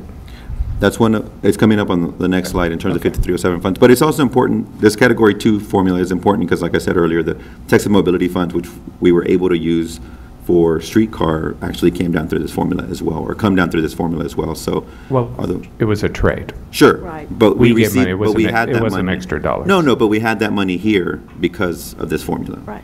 So. What helped us is that we gave you our ATD money. Sure. Mr. Chairman, in the future is when hopefully as other funds come through the state in working in partnership with TxDOT, managed lanes, transit priority lanes on the expressway could come through this funding as well. So the more we have, the more we'll be able to work. So the Advanced Transportation District is increasingly important to the solutions that you all will be looking for, because at this point, the only leveraging that our community can do is taking place through ATD. That's correct. Thank you. That's correct. Can I ask a very quick question? Sure. Arsenio. I'm sorry. When you show the slide with the number of counties in each region, that's meaningless to me because some of those areas are rural. You know, some of those counties. It would be nice to have a population correlation to some of that? Because Sure. 12 counties versus 5, you know, what does that mean in terms of population? Sure. We can put that together. I have a question as well regarding, seems maybe a dumb Dr. question. Ponick. You're reminding me of how I disappointed my parents when you say that, so. What are we to discern? Again, it may seem like a dumb question, but what are we to discern from these numbers for these particular years? I mean, one thing that looks apparent to me is that obviously we've been passed by Austin, Round Rock, and what does that do to? Is that due to population? Is that due to not being effective in mobilizing our Can you ourselves? explain what Category 2 funding is? Sure, we can go back. And Category 2 funds, like I mentioned earlier, is the largest category of funds available to the region, and the formula that distributes those dollars is based on MPO boundary population, as opposed to some of the others that we're going to talk about in the next couple slides, which are done through urbanized area population. When something's done through urbanized area population, that's census derived, and so, you know, we know what that number is every 10 years, and it's no big deal. With this category of funding, though, because it's MPO boundary driven, the larger your MPO boundary, the more population within it, and the better it is from the funding formula perspective. So, and again, vehicle miles of travel, it's not just, you know, it's within all of those counties within the MPO region. And so when we look at this slide and we show that, again, Austin has 5 counties within their MPO region, it's not just population, it's also vehicle miles of travel, lane miles of highways and roadways within those Does it have congestion counties. index attached? Congestion is also a part of it. So as you can see, it's harder to compete when you're one county, or you're one county MPO competing against 12 counties in Dallas-Fort Worth, 8 in Houston, 5 in Austin. So there are things that our MPO can do to improve our standing, at least compared to the other larger metro areas. We have not been as aggressive in expanding our MPO boundary, and that was the biggest problem. Right. And it wasn't that we weren't trying. We've attempted to do this in the past, but New Braunfels was always under the impression that they would be their own urbanized area and could form their own MPO, so they were waiting on that. And that was the issue. We tried to do this in 2008 before the census Hey, information. Clay, go back to that previous slide. But the mobility fund money has commission discretionary attached to it too, or it's not all formula, is it? No, the commission discretionary is a separate formula. No, I know. I'm sorry. But it has some discretion over it, right? Texas mobility funds are not just driven by a formula. That's correct. That's correct. In the past, the commission discretionary, they've used a lot of the pass-through program that VIA has been involved with, along with Bear County. That's been some of the commission money there. And some of the other funding, like the Proposition 12, those funds came in, and the commission asked metropolitan areas to use their money to leverage. They would use some of their commission money to leverage if they looked at other projects. So they use it to help. I just want to make sure that we're clear about that Texas mobility funds can be moved around and that there is some level of discretion in that. It's not just formula-based based on this criteria. Yeah, and I guess I should say, and that's with Prop 12, Prop 14, with economic stimulus, a certain percentage was always given to the commission for them to give at their discretion, and then a percentage was handed down through a formula. When the portions that we received through formula came down through these formulas.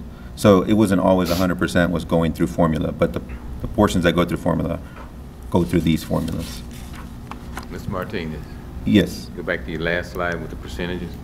Is there any particular reason why you did not demonstrate what those dollars are if you're going to compare the regions? Because those percentages don't tell me anything compared to the dollars that we're talking about for the area. And when just because San Antonio is only 1 or 2 counties or 1 and 2 partials doesn't mean that we're still the lowest among all the cities or the MPOs, does it? It's hard to tell because it's such a snapshot in time. I mean, again, the formula has changed over time. The percentage changes over time depending on where an area is in terms of its MPO boundary. Yeah, but give him a sense. Are we talking about, does 36.2% represent $360 million annually, or what is that? Just give us a sense of the scale we're dealing at. I could tell you some of the funding some of the funding pots that have come down. How about, what does 9.1% represent in San Antonio district? No, in the San Antonio district, yeah, in dollars. And I'm not trying to avoid the question, it's just that we don't have a steady funding source that comes through this form, that we can say, oh, every year we receive so much through Category 2. How much last year did we get in Category 2? Okay, that's a better question, because Prop 12, for example, came down through this, and it was $50 million that we received in Category 2. It came down through this formula, but it was Prop 12 funding. So Prop 12 funding, our MPO received $50 million out of that formula funding that was given to these regions. That was just one example. Again, it's just Prop 12.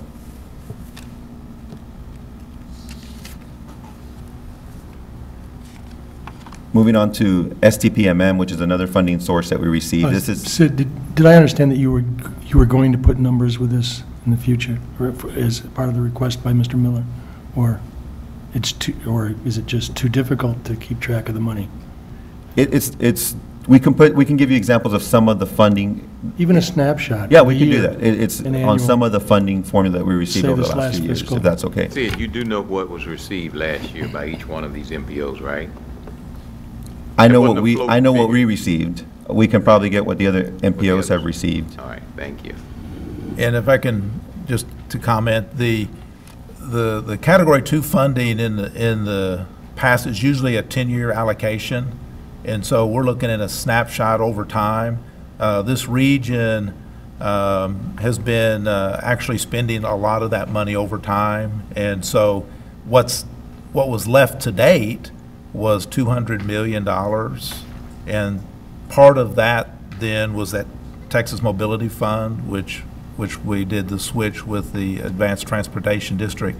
The more recent ones that definitely I know Sid can pull together would be like the Proposition 12 or the economic stimulus dollars that came in that were allocated, and even the $2 billion that he mentioned earlier, some of that $2 billion was statewide commission, discretionary by the commission. This region received $146 million, so that was their part of that 9% as it was allocated to us. Thank you. Again, with STPMM, this is a federal funding source that's sub-allocated to MPOs with a population greater than 200,000. Prior to the 2010 census information being released, there was only 8 MPOs in Texas out of the 25 that had populations of 200,000 or greater. After the 2010 census came out, there's 3 additional MPOs that will be added to that block. There's approximately $25 million that comes to this area per year in this funding category. 80% of that is federal, 20% of that is local.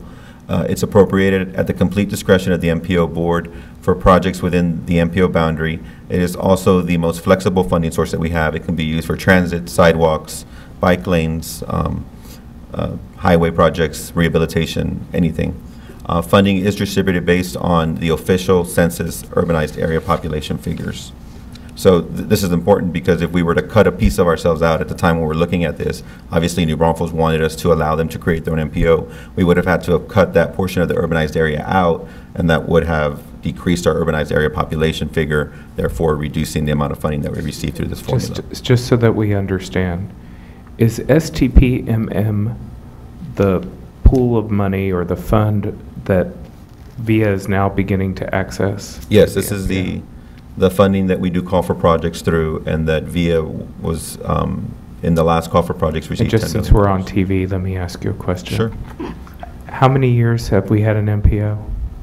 Since the 1970s, 1974. And how many years since 1974 has VIA received money from the MPO?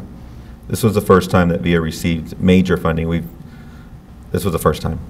This first time being this last year? Yes, through Surface Transportation Program. So 30 plus years, and we've gotten funding from the MPO for 1 year? Yes, one project. Thank you. It would be interesting to see what the other MPOs had provided also to their transit authorities during that time period. Okay.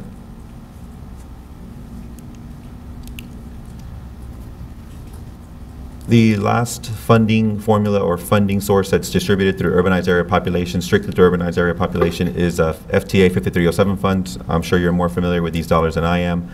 These are Federal Transit Administration resources available to urbanized areas. Funds that are, areas that are 200,000 or greater in population receive these funds directly through the Federal Highway Administration. And then areas that have less than 200,000 in population, those funds come through TxDOT down to those areas. New Braunfels was counting on those funds to create transit service within their region prior to them being designated as part of our urbanized area. The fiscal year 2013 funds that VIA received do include New Braunfels population figures into that formula allocation. Okay, let me go back to that. Before this, New Braunfels received funds for public transportation through a separate allocation, Clay? That's correct. They were rural public transportation. Right, and that program was administered through ACOG. Right. And so now, with this change, right, there's some kind of, we think, additional distribution, but we haven't absorbed that information yet. With the, and I know Jeff So has a this lot of 5307 allocation, now New Braunfels comes to us to petition for a funding allocation? Yeah, I think some of the 5307 is already figuring in this new area that we receive, and that money would be coming to VIA and not to New Braunfels. That's correct. Let me defer that. We are the designated recipient for 5307 funds in the urbanized area. So we will have to get to a point where we have a conversation with them that is a formal conversation about this. We've had one conversation with us. They are currently receiving service through ACOG, through a special dispensation, if you will, of TxDOT to fund them through the end of the fiscal year, which is September. TxDOT can no longer provide those funds to them after September. So if they are to maintain service, they have to generate funding in some manner. They have already come to us to explain to us their circumstance, and I expect, based upon a conversation with the mayor yesterday, that we will get a letter from them. The mayor of New Braunfels, I should say, the mayor of New Braunfels yesterday, that we will get a request from the city specifically for what kind of funding support they might request from us to sub-allocate to them from 5307 funds. Now, do we understand whether their request or for allocation takes money away from VIA yet? We don't, because we haven't gotten their request for allocation. We don't have their request, but their request will be to take money that has been allocated to the urbanized area, of which we receive 100% today, and their request will be to take some piece of that 100% and sub-allocate it to them for their services. So we don't understand the financial implications for VIA today yet? Not until we get the specific request from them. Thank you. And here's where I'm confused also. So if we provide this, now, help me out here, would ACOG be like the middleman? Would VIA then funding to ACOG and then New Braunfels continue to contract with ACOG? Or would we be the direct provider?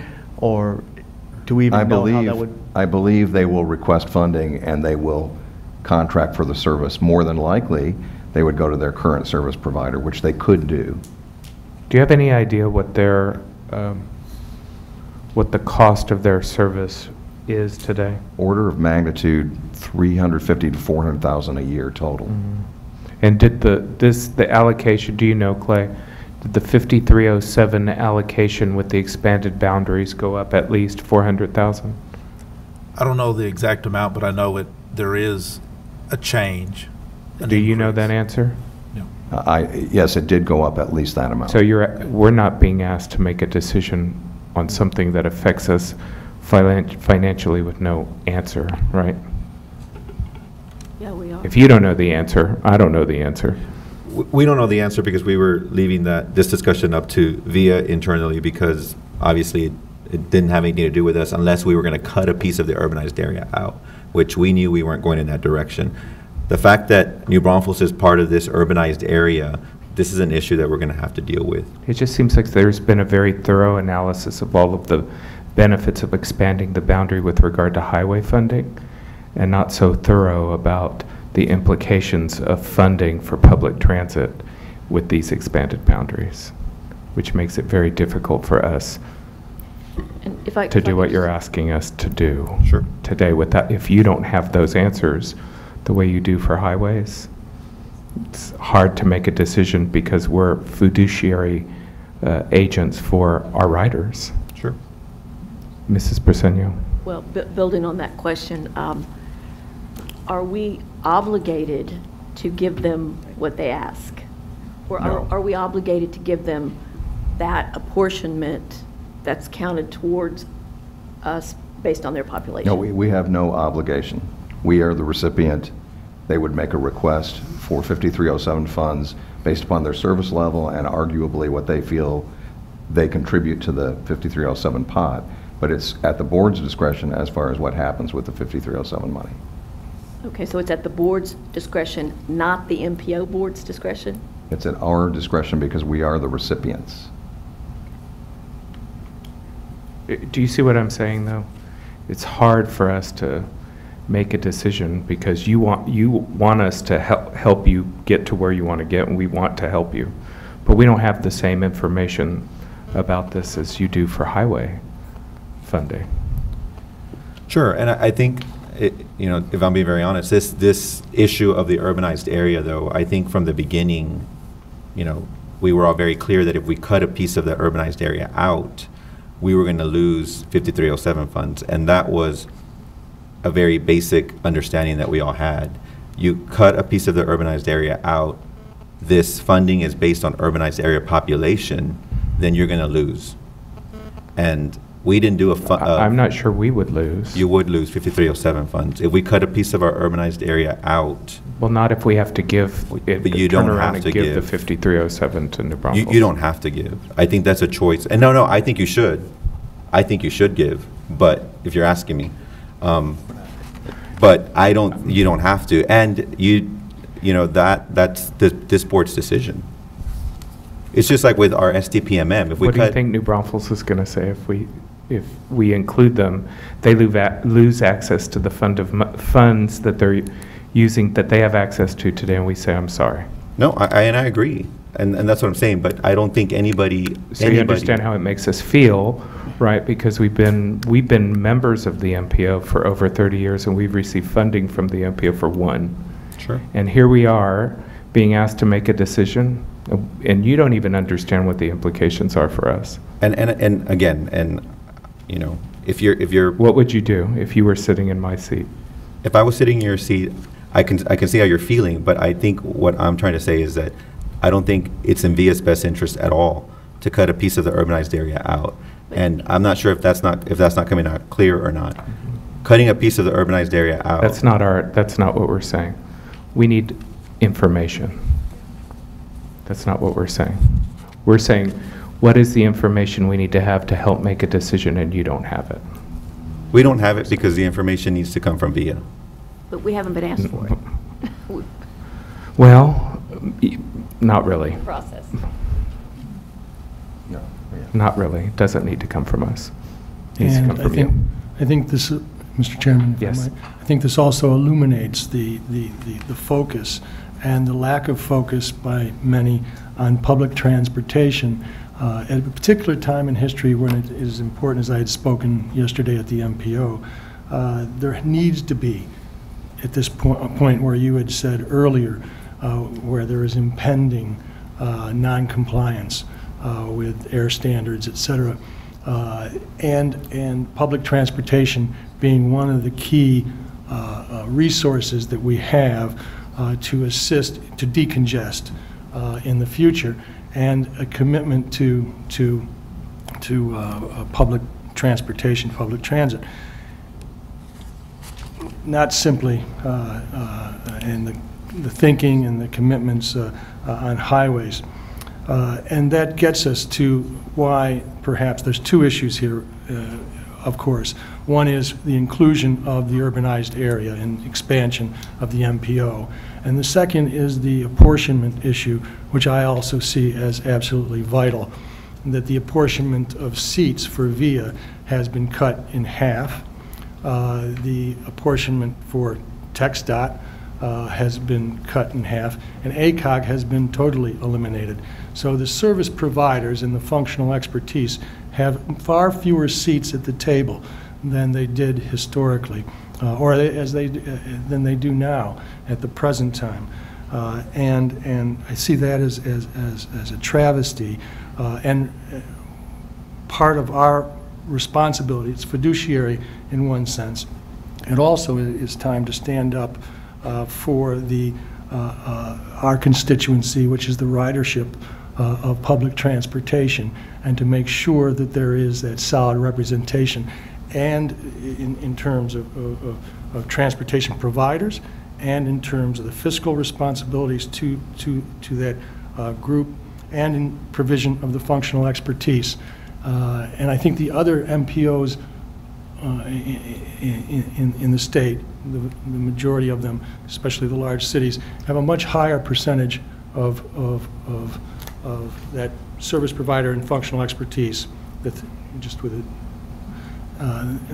than is suggested at the present time for the movement. So the apportionment becomes a major issue, and it falls out of the commitment or the lack of commitment to public transportation at this period of history.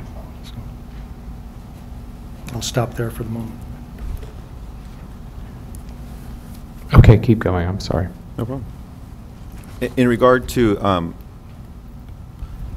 after seeing all of this information, our board decided it would be best again to form an MPO boundary work group to see how we can move together in terms of expanding the MPO boundary. So through unanimous action at our January 2013 policy board meeting, they moved to create this MPO boundary expansion work group. The work group was asked to develop a recommendation for a boundary expansion within the next 90 days, which was done at our April meeting. And the work group included 6 representatives from the policy board and a representative each from Comal County, the City of New Braunfels, Guadalupe County, City of Seguin, City of Bernie, and the City of Fair Oaks Ranch. This is a list of the actual work group representatives. Again, from our MPO boundary, or our MPO, current MPO, we had the Northeast Partnership represented, as well as VIA, the City of San Antonio, and Bexar County. And then as you can see from the outside areas, those other folks are represented. If we could just pause at this chart, I'd like the board to look at the representation on the work group. And in terms of the 2 things that I just mentioned, in terms of commitment to public transportation and the expertise, the functional expertise in that area, and to view matters geographically as well. Just for a second. A moment of review. Sure. Thanks. You mean because 8 of the members are from outside of the urban core? Is that what you're? That's one of the things, yes, I'm suggesting, yes. And really, that if you run 3 buses, do you have the real functional expertise to provide in public transportation, as an example? Or perhaps no public. Because there isn't another single person on this work group for whom public transit is central to what happens. Right. See. Got it. Central, or I might even say peripheral. Mm-hmm. Yeah, or participate at all. Right. Don't even have public transportation.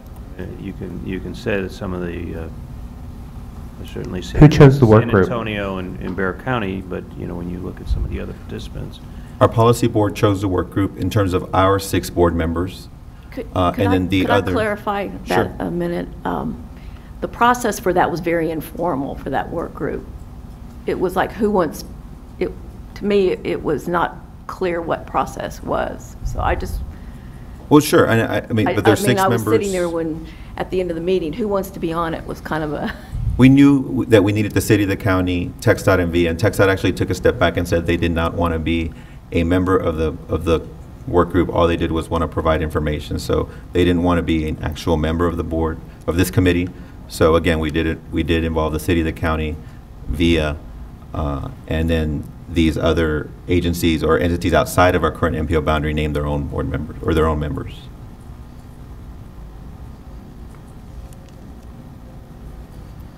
In terms of what the MPO boundary work group has done, from April 2012 through December of 2012 of last year, we had presentations on the urbanized area and MPO boundaries. We had workshops with the other counties, and we had the Texas Transportation Institute put together some funding information for the Transportation Policy Board. And it was through all of those workshops and meetings that we decided to form this MPO boundary work group again in January of 2013. The first meeting of that work group was held on February the 15th. That was when the work group first put together a draft of the policy board membership, or what it would be after the boundary expansion was complete if it was done. At the second work group meeting on March the 8th, they actually voted through consensus on that draft policy board membership, and it was asked that that be brought forward to the MPO policy board. So that was done on March 25th. This was brought to the policy board as a potential membership, or as a framework for the membership, what it would look like if the MPO boundary was expanded, and that was presented and adopted unanimously on March 25th. And then on April 5th, the work group met for a third time, and that's when they decided to move forward with changes to our continuing phase agreement and to present a MPO boundary expansion resolution to our Transportation Policy Board. And then that was done at our April 22nd meeting, which of course was yesterday, and those proposed revisions to the continuing phase agreement and in the MPO boundary expansion resolution were taken out. During its discussions, the MPO boundary work group established several principles that they wanted to work from and looking at expanding the MPO board or changing the MPO board. And these are the three things that they came up with right off the bat. First was that they wanted to keep the board at 19 members or less. They did not want to increase the total size of the board. They felt that 19 members was already a pretty big group. They felt that anything larger would be pretty unmanageable. So that was one of the principles they laid out. They also, yes? If Dallas can manage 43 on their board, why would this group say that 19 would be the only workable or comfortable group? They looked at the composition of several MPOs across the state, and Dallas by far is the largest.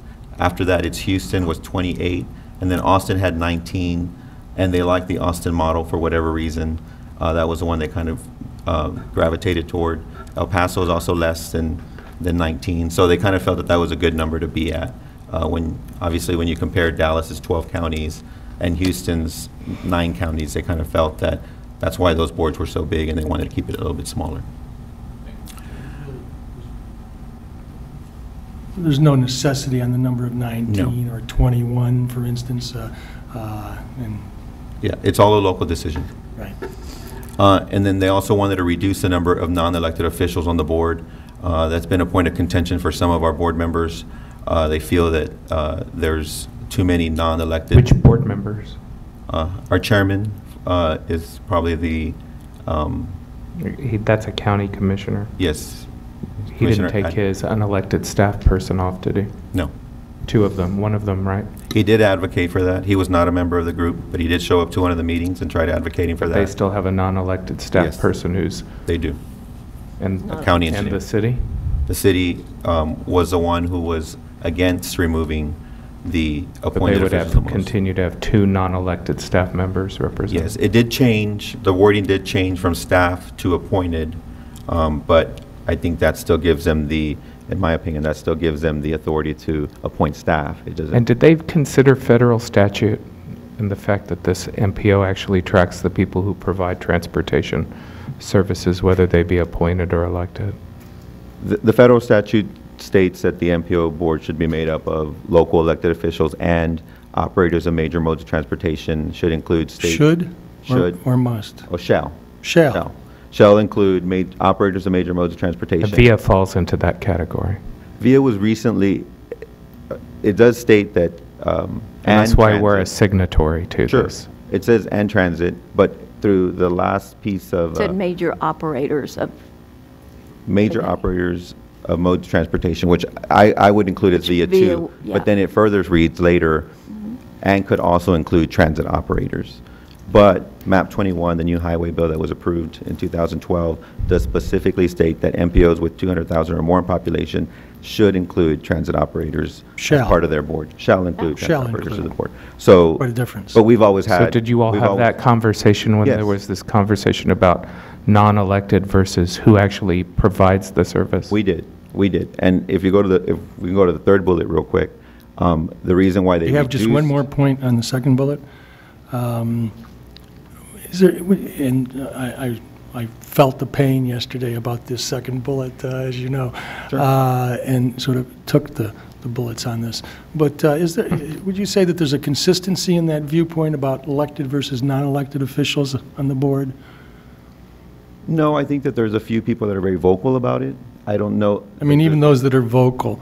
For instance, we've just had in Bexar County an example of elected board members versus appointed board members and functional expertise and development of that. Haven't we in the area of water, as an example? With Bear Met, which if memory serves me correctly, and it does, I think, Bear Met was an elected board, and SAWS was an appointed board by government officials. And there was a feeling that the management by the appointed officials, the meeting of the fiduciary responsibilities, the design of long-term policy was indeed, I think, better by appointed officials than elected officials. And it would be interesting to go back with those that are adamant and vocal, as you put it, most vocal, about non-elected officials versus elected officials serving on boards, developing a functional expertise in a long-term planning perspective, and the adequacy or laudatory behavior of, or the lack thereof, of each.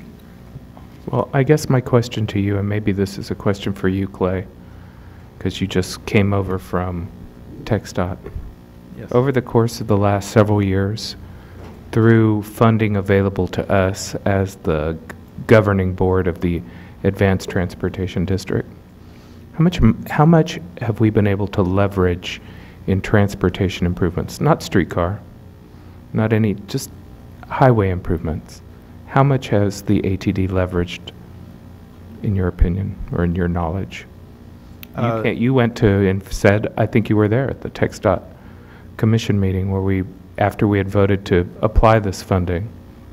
Yeah, as I recall, if you look at the last two major actions by the ATD board, working with the MPO, TxDOT and Bexar County, I think you're close to $500 million total.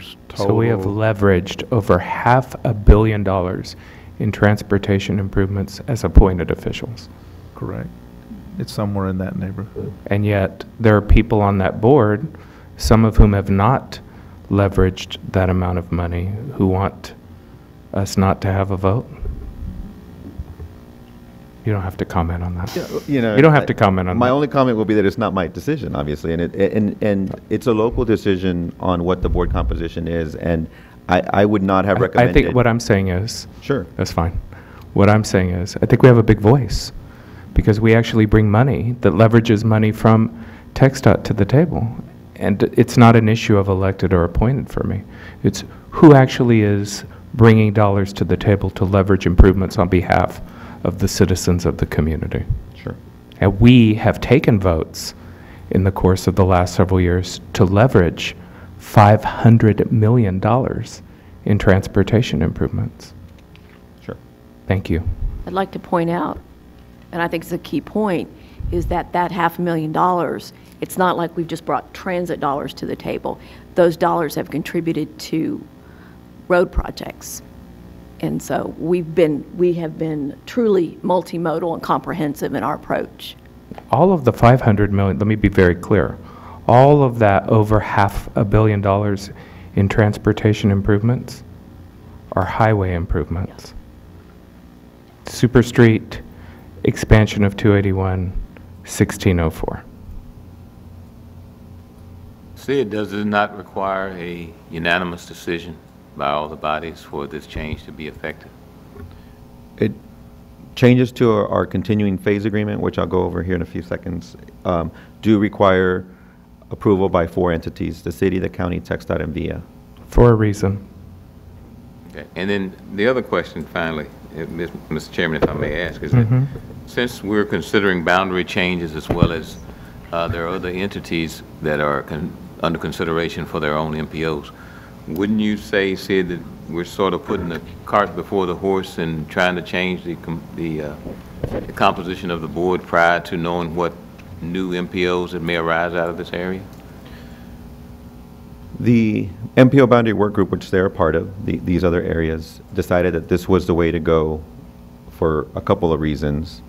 One is that, you know, I mentioned this at the very beginning of the presentation, but you can have 2 MPOs within one urbanized area, but the governor and the existing MPO have to agree. So that's the governor and the San Antonio-Bexar County MPO in this case. So if we were going to allow the Guadacoma, which was a New Braunfels, Seguin MPO to move forward, our MPO had to agree to that. And our MPO was not going to agree to that. And they know that.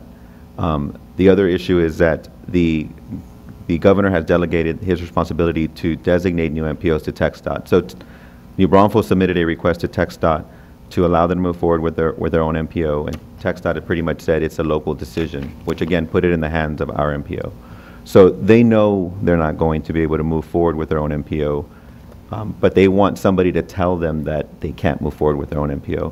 So that's why we were approving a resolution first, and they're taking that resolution back to their bodies and saying, we have no choice here. They're expanding their boundaries, and we will join, and they will pass those resolutions after. Normally, they would pass them first, and then we would. But the city hasn't taken action. The city of who? San Antonio. The city of San Antonio has been a part of the MPO boundary work group. But they have not taken action. No one has taken action. The county has not taken action. No. I'm interested in the 4 signatories. The city of San Antonio has not taken action. The county has not taken action. No one has taken action because our MPO board just took action yesterday. Our board takes action first. Great. So let's take 5 minutes and finish the presentation real quick, and then we'll go from there. Thank you. The last principle, again, that they had was that they wanted to reduce VIA and TxDOT's membership to 1 member each to bring them in line with the other 24 MPOs in Texas. Every MPO in Texas has only Is there another MPO where there's an advanced transportation That's what was district? my question. No, there are other MPOs that have multiple transit providers, and they do have multiple seats. So I'm saying there is a precedent for multiple seats in Texas. Houston and Dallas do. But is there another MPO in the state of Texas? And did the work group understand that the ATD leverages significant dollars for transportation? That was not discussed, no. Thank you. No, I don't want to take any of your 5 minutes, but in Dallas, as an example, the Dallas Area Rapid Transit, DART, 1 seat. Fort Worth Transportation Authority, 1 seat. Denton County Transportation Authority, 1 seat. North Texas Tollway Authority, 1 seat. Dallas-Fort Worth International Airport, 1 seat. So the functional providers, the functional expertise, have multiple seats at the table. Those are areas with multiple urban transit providers. Yes. Yes, multiple urban transit Yeah, and providers. how many in our area are transit providers? Urban transit providers is that would VIA be only. sitting- that would be VIA sitting only. on our, this new proposed board? It would be VIA In only. 1 seat, Yes. less than the others, I think. This is the list of our current policy board membership. I think most of you are pretty familiar with it, but ACOG currently, as of today, has 1 staff member. Bexar County has 3 commissioners and 1 staff. City of San Antonio has 4 city council and 2 staff. The Greater Bexar County Council of Cities has 1 elected official. The Northeast Partnership has 1 elected official. The state delegation has 2 elected officials. TxDOT has 2 district staff. VIA has 2 board members for a total of 19. And looking at the proposed MPO boundary, at this point we're looking at an MPO boundary that would include all of Bexar, all of Comal, all of Guadalupe, and a portion of Kendall County, mainly the city of Bernie. So this would be the proposed policy board membership that came out of the MPO boundary work group. It would stay with 3 county commissioners and 1 appointed official for Bexar County. Comal County would gain 1 elected official. Guadalupe County would gain 1 elected official. Kendall County would gain 1. The Kendall County area would gain 1 elected official. City of New Braunfels would gain 1 elected official. City of San Antonio would stay with 4 city council and 2 appointed. City of Seguin would gain 1 elected official. The Greater Bexar County Council of Cities and the Northeast Partnership would stay with 1 elected official apiece, and then TxDOT and VIA would be reduced to 1 member each. The continuing phase agreement that Mr. Miller alluded to earlier is an agreement which outlines the board functions and membership. It also outlines the principal duties of the MPO director. It does have 4 signatories to that document: Bexar County, the City of San Antonio, TxDOT, and VIA. All 4 signatories do have to agree to any changes to that document, and it has to be approved by all 4 entities. The approval does start with the MPO board itself, though. That document was last approved in September of 2010. It is required to be approved every 4 years, and again, any changes need to be agreed to by the signatory agencies. As part of yesterday's action, aside from making changes to the continuing phase agreement to reflect the new board membership, the board also approved a resolution, and that resolution outlines several things. It outlines the current MPO boundary, the reasons for expansion, and the benefits of being a part of the MPO. It recommends to the governor that our new MPO boundary include all of Bexar, Comal, Guadalupe, and again, a portion of Kendall counties. It requests the adoption of the revised continuing phase agreement by the signatory parties. It states that the MPO boundary work group will continue to meet to reach consensus on revised bylaws and other items associated with a seamless expansion of the MPO boundary, and it outlines that boundary expansion is contingent upon approval by the affected areas as necessary and any additional items needed for expansion. To date, we've received 4 cities have approved resolutions of support to join or stay within the San Antonio-Bexar County MPO. This includes the City of Bernie, the City of Fair Oaks Ranch in Kendall County, the City of Seguin in Guadalupe, and the City of Schertz has, which is already a part of the MPO boundary, has voted to stay. We're still waiting on resolutions of support from the City of New Braunfels, Comal County, and Guadalupe County. And the City of Seguin's resolution is contingent upon them receiving a seat on the board, and again, the Guadacoma MPO not moving forward. In terms of next steps, now that the changes to the continuing phase agreement and the resolution to expand the MPO boundary have been approved by our MPO, we will forward a revised continuing phase agreement to the signatory parties, which of course, again, VIA is included. We will work with the remaining entities to receive resolution support for joining the MPO, and if and when everything is approved as outlined, we will then submit that boundary expansion request to the governor's office. Thank you, Sid. Anybody? I'd look to our representatives on the MPO to give us some guidance on this issue. Yeah, I do not, given... Dr. Gambetta. I think that it's necessary to expand, but we cannot approve such an item for expansion. And with the current apportion, I see the current apportionment and the diminution, the reduction of seats at the table for functional expertise and service providers in the public transportation area as fatal at the present time. I would recommend that we investigate this further pending our chair's securing of information of a financial necessity, I think, to make a decision, and upon a reflection further of the apportionment here and elsewhere in the MPOs. And I just got today a national, as well as looked at the states, a national study done of MPOs, and there is a focus upon the transit authorities and the public transportation expertise at a time of impending non-attainment. There needs to be respect at the table for public transportation, so I would table this. I concur with Dr. Gambetta, but I do want to stress that VIA does agree with the expansion of the MPO. That's a position that we've taken. As a matter of fact, there was a resolution or an amendment passed to try and split the two to continue forward with continued expansion and to continue to visit the makeup of the board. So VIA is in support of continuing expansion, but there are a lot of complex questions regarding financing that I think it would be in due diligence that do need to be investigated, particularly even I get confused on the idea of how we're going to provide the service to the potential new service provided, how is this going to occur, the financial impact. But again, we support at least as this MPO member, supports the expansion, but I think we do need to do due diligence and continue to review some of the other aspects of it. I was confused by the story in today's newspaper. So the headline said that VIA was opposed to the expansion of the boundaries, but then very clearly in the body of the article it said the opposite. That that our representatives to the MPO actually spoke in favor of expanding the boundaries, but we don't have the information that we need. And so for me, I would also say it makes perfect sense, particularly from a highway funding perspective. And clearly, we're people who believe in the creation of high-capacity corridors because we've leveraged over $500 million worth of those kinds of corridors, right? But there's some unanswered questions for us, the most important of which is, how does the funding that flows to public transportation in an urbanized area get impacted by this new boundary?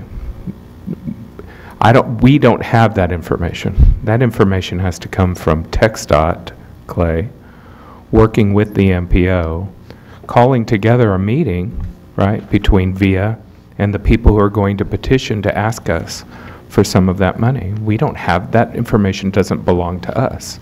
That belongs to you all, you and TxDOT. And so until you all give us that kind of information, we can't sit here and vote on this proposal. So we have two issues. One issue is issue of representation and this feeling of some members on your work group that it's elected versus non-elected, except they kept their staff members on it. And we actually have voted to represent the interests of our community by leveraging dollars. So one is representation, both of public transit and the creation of high-capacity corridors. And we've spoken with our votes and with our dollars. The second issue is there's an unanswered fiscal question, right? That you don't have the answer for us today, and our director doesn't have the answer for us today. So I'm going to say that Jeffrey Arndt needs to work with you to help to begin to bring that information, you, Clay, to help to begin to bring that information back to us. I also think that your working group really needs to understand the role of VIA and the Advanced Transportation District going forward in terms of doing both. And so I think you deserve hazardous duty pay today. I know you've answered a lot of questions and that you are here to speak for people who are not here today, and I appreciate it. I really appreciate that you responded to our request for you to come and make this presentation to us. And we know that things have moved very quickly. I hope you understand and that the members of your working group understand that we just started to get this information on Friday. You voted Monday. Today's Tuesday. Sure. And just to be clear, we were not looking for action today. I know the story in the paper kind of alluded to that. We were looking for action today. We were not.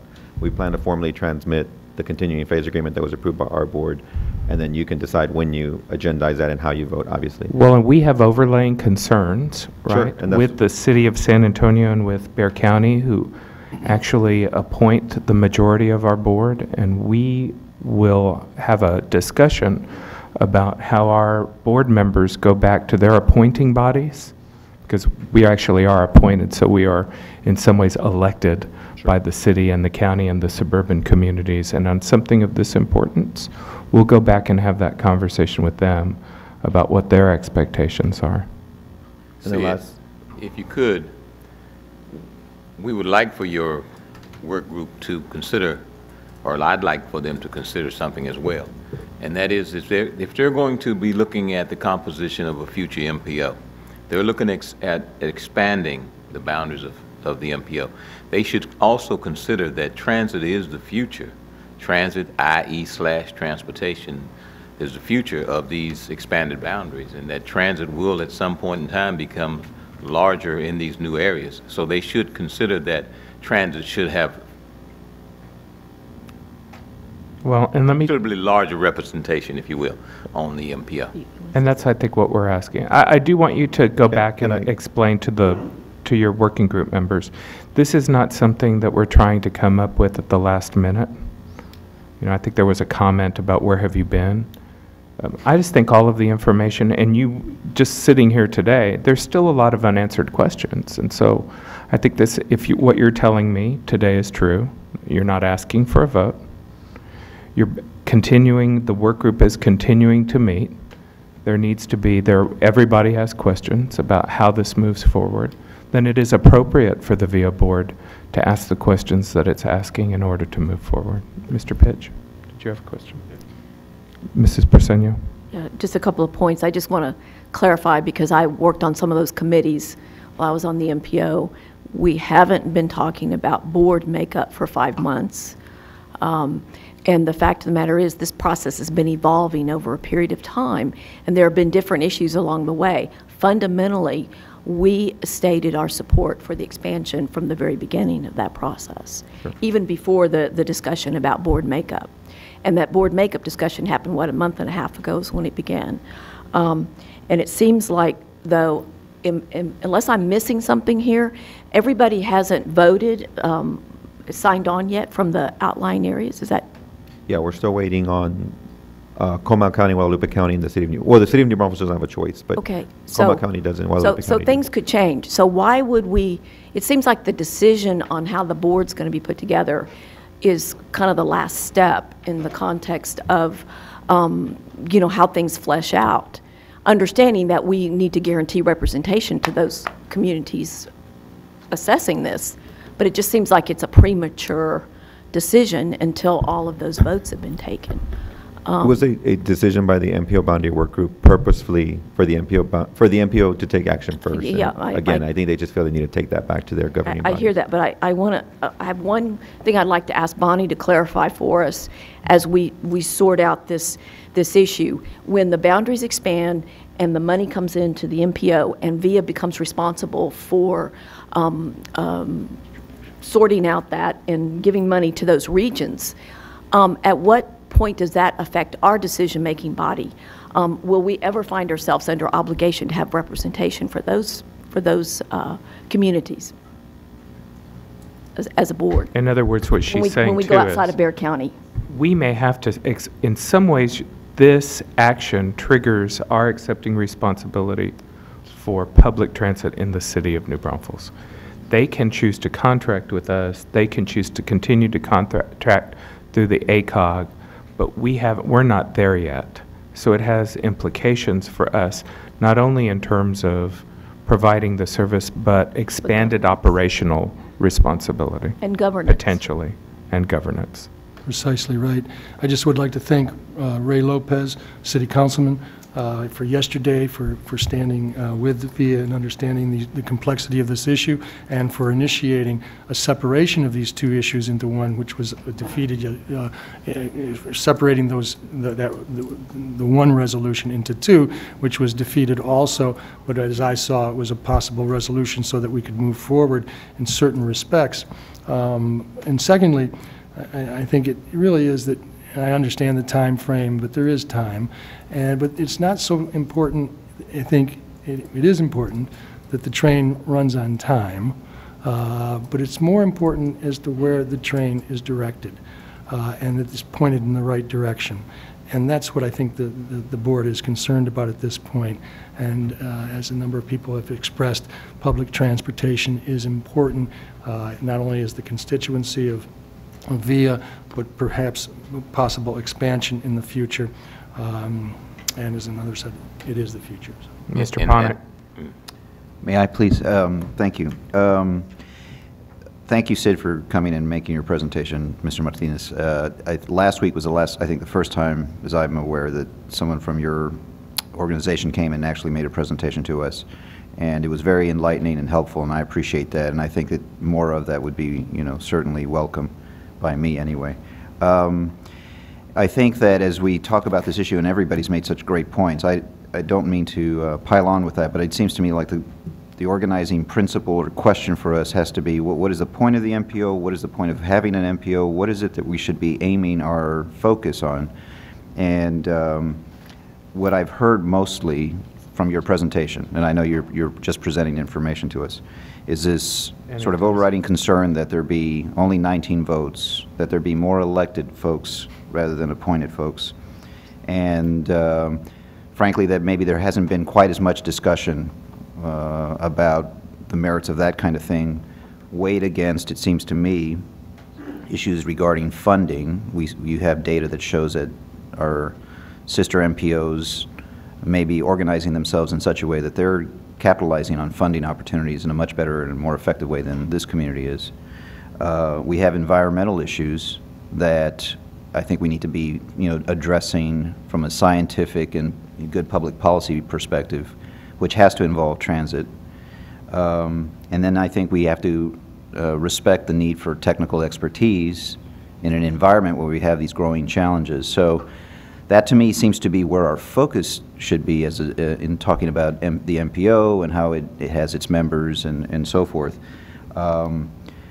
I think it's important that we put on the record that when you presented last week to the committee, I think you got a fairly unanimous perspective from those present at the committee meeting that this just didn't make sense, and that preceded the vote that took place at the MPO, nevertheless. And knowing full well that we're one of the signatories, I'm just not sure what is the driving reason to make those kinds of decisions in that climate. And I think that, again, rather than worried about maintaining a certain schedule, I think it's more important for us to be on the right track. So I'm asking you, obviously, to just carry that message back respectfully, but I think that the bigger issue for all of us, including the members of the MPO, is to address those larger issues and not get lost in what seems to be relatively less important issues, such as what the true size of the board should be, or what the composition should be in terms of elected versus appointed. And I will say that as part of my presentation on Monday, I did note that VIA had some serious concerns about the action that we were going to take and what your issues were, and that you prefer to stay at 2 seats. But, obviously it's a board decision, and they voted the way they did regardless. But I did include that as part of my presentation on Monday. Well, Mr. Martinez, I think you should be commended as a messenger for the MPO, because I just want you to know that I feel like you can really take a punch. I appreciate it.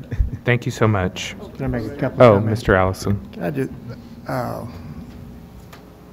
it seems like when it comes down to the final issue over the representation, there's a disproportionate problem that I would just suggest that maybe you go back and rethink the long-range impact and the effect of the current path, and maybe rethink the elected versus non-elected thinking, and if this is really truly an elected situation. I'd venture to say that, or suggest that the elected officials really weren't elected to serve in this capacity, so maybe there's a little extra emphasis being placed on that elected versus non-elected, particularly when you weigh it against the functional importance, like Dr. Gambetta pointed out, that when you cut down to it, when you look at the enabling language and all, the MPO is for transportation purposes. And I'm not sure that there's the appropriate emphasis given to the transportation focus, interest, expertise, however you want to characterize it. I would suggest that perhaps there be some rethought given to the size of the board, and maybe VIA going down to 1 is fine, but I think it's only fine if the size of that board is reduced. And I think maybe the city of San Antonio and Bexar County needs to have some reduction. And contrary to what the article in the paper said this morning, Bexar County and the city of San Antonio have not reduced their numbers. Yep. And in fact, I think that disproportionate balance has been tilted even more off because of that. And I think that's where the long-term problems are going to come in play, because I think as this expansion, going back to the first issue, the expansion comes into play, I think coalitions and consensus is going to become more and more important. And the current makeup, proposed makeup, is going totally counter to that because it is so disproportionate. So I would just make that suggestion that they go back and look at that. And particularly playing again, your presentation was excellent and very helpful, but I think it emphasizes the fact of how disproportionate the financial and fiduciary responsibilities are on VIA. Just of the known numbers that you presented. And I'm not sure that that's been given the fair shake that it needs to have. Thank you. The last thing I'll leave you with is that I did speak to the MPO Boundary Work Group Chair, which is Mayor Chris Riley from Leon Valley, and she did note that she has invited VIA to come and present to the MPO Boundary Work Group at their next meeting, which is Monday, May 6th. Of course, the board has taken action, but whatever type of presentation you would like to make to that committee, let them know some of the things that you've obviously mentioned today, and make those points clear. And I'm not sure what the work group could do, but they could move in a different direction, I guess, if that's the route they chose to take. So, thank you. We appreciate the invitation, and we appreciate the information.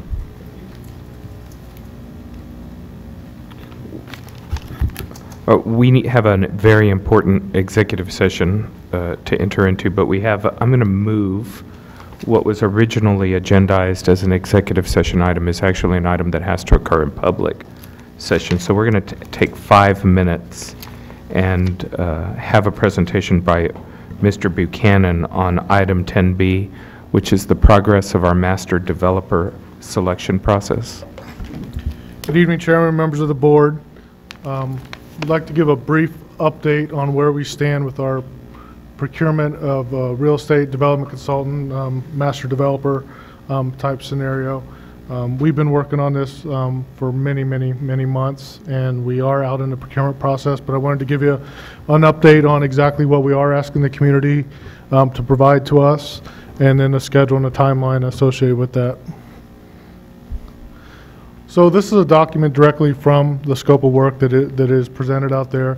So we have the contractor doing a lot of different items that we believe we have heard and need expertise in over the next several years. First and foremost is identification and/or evaluation of our existing VIA properties. We do own some excess land out there. We need to have an idea.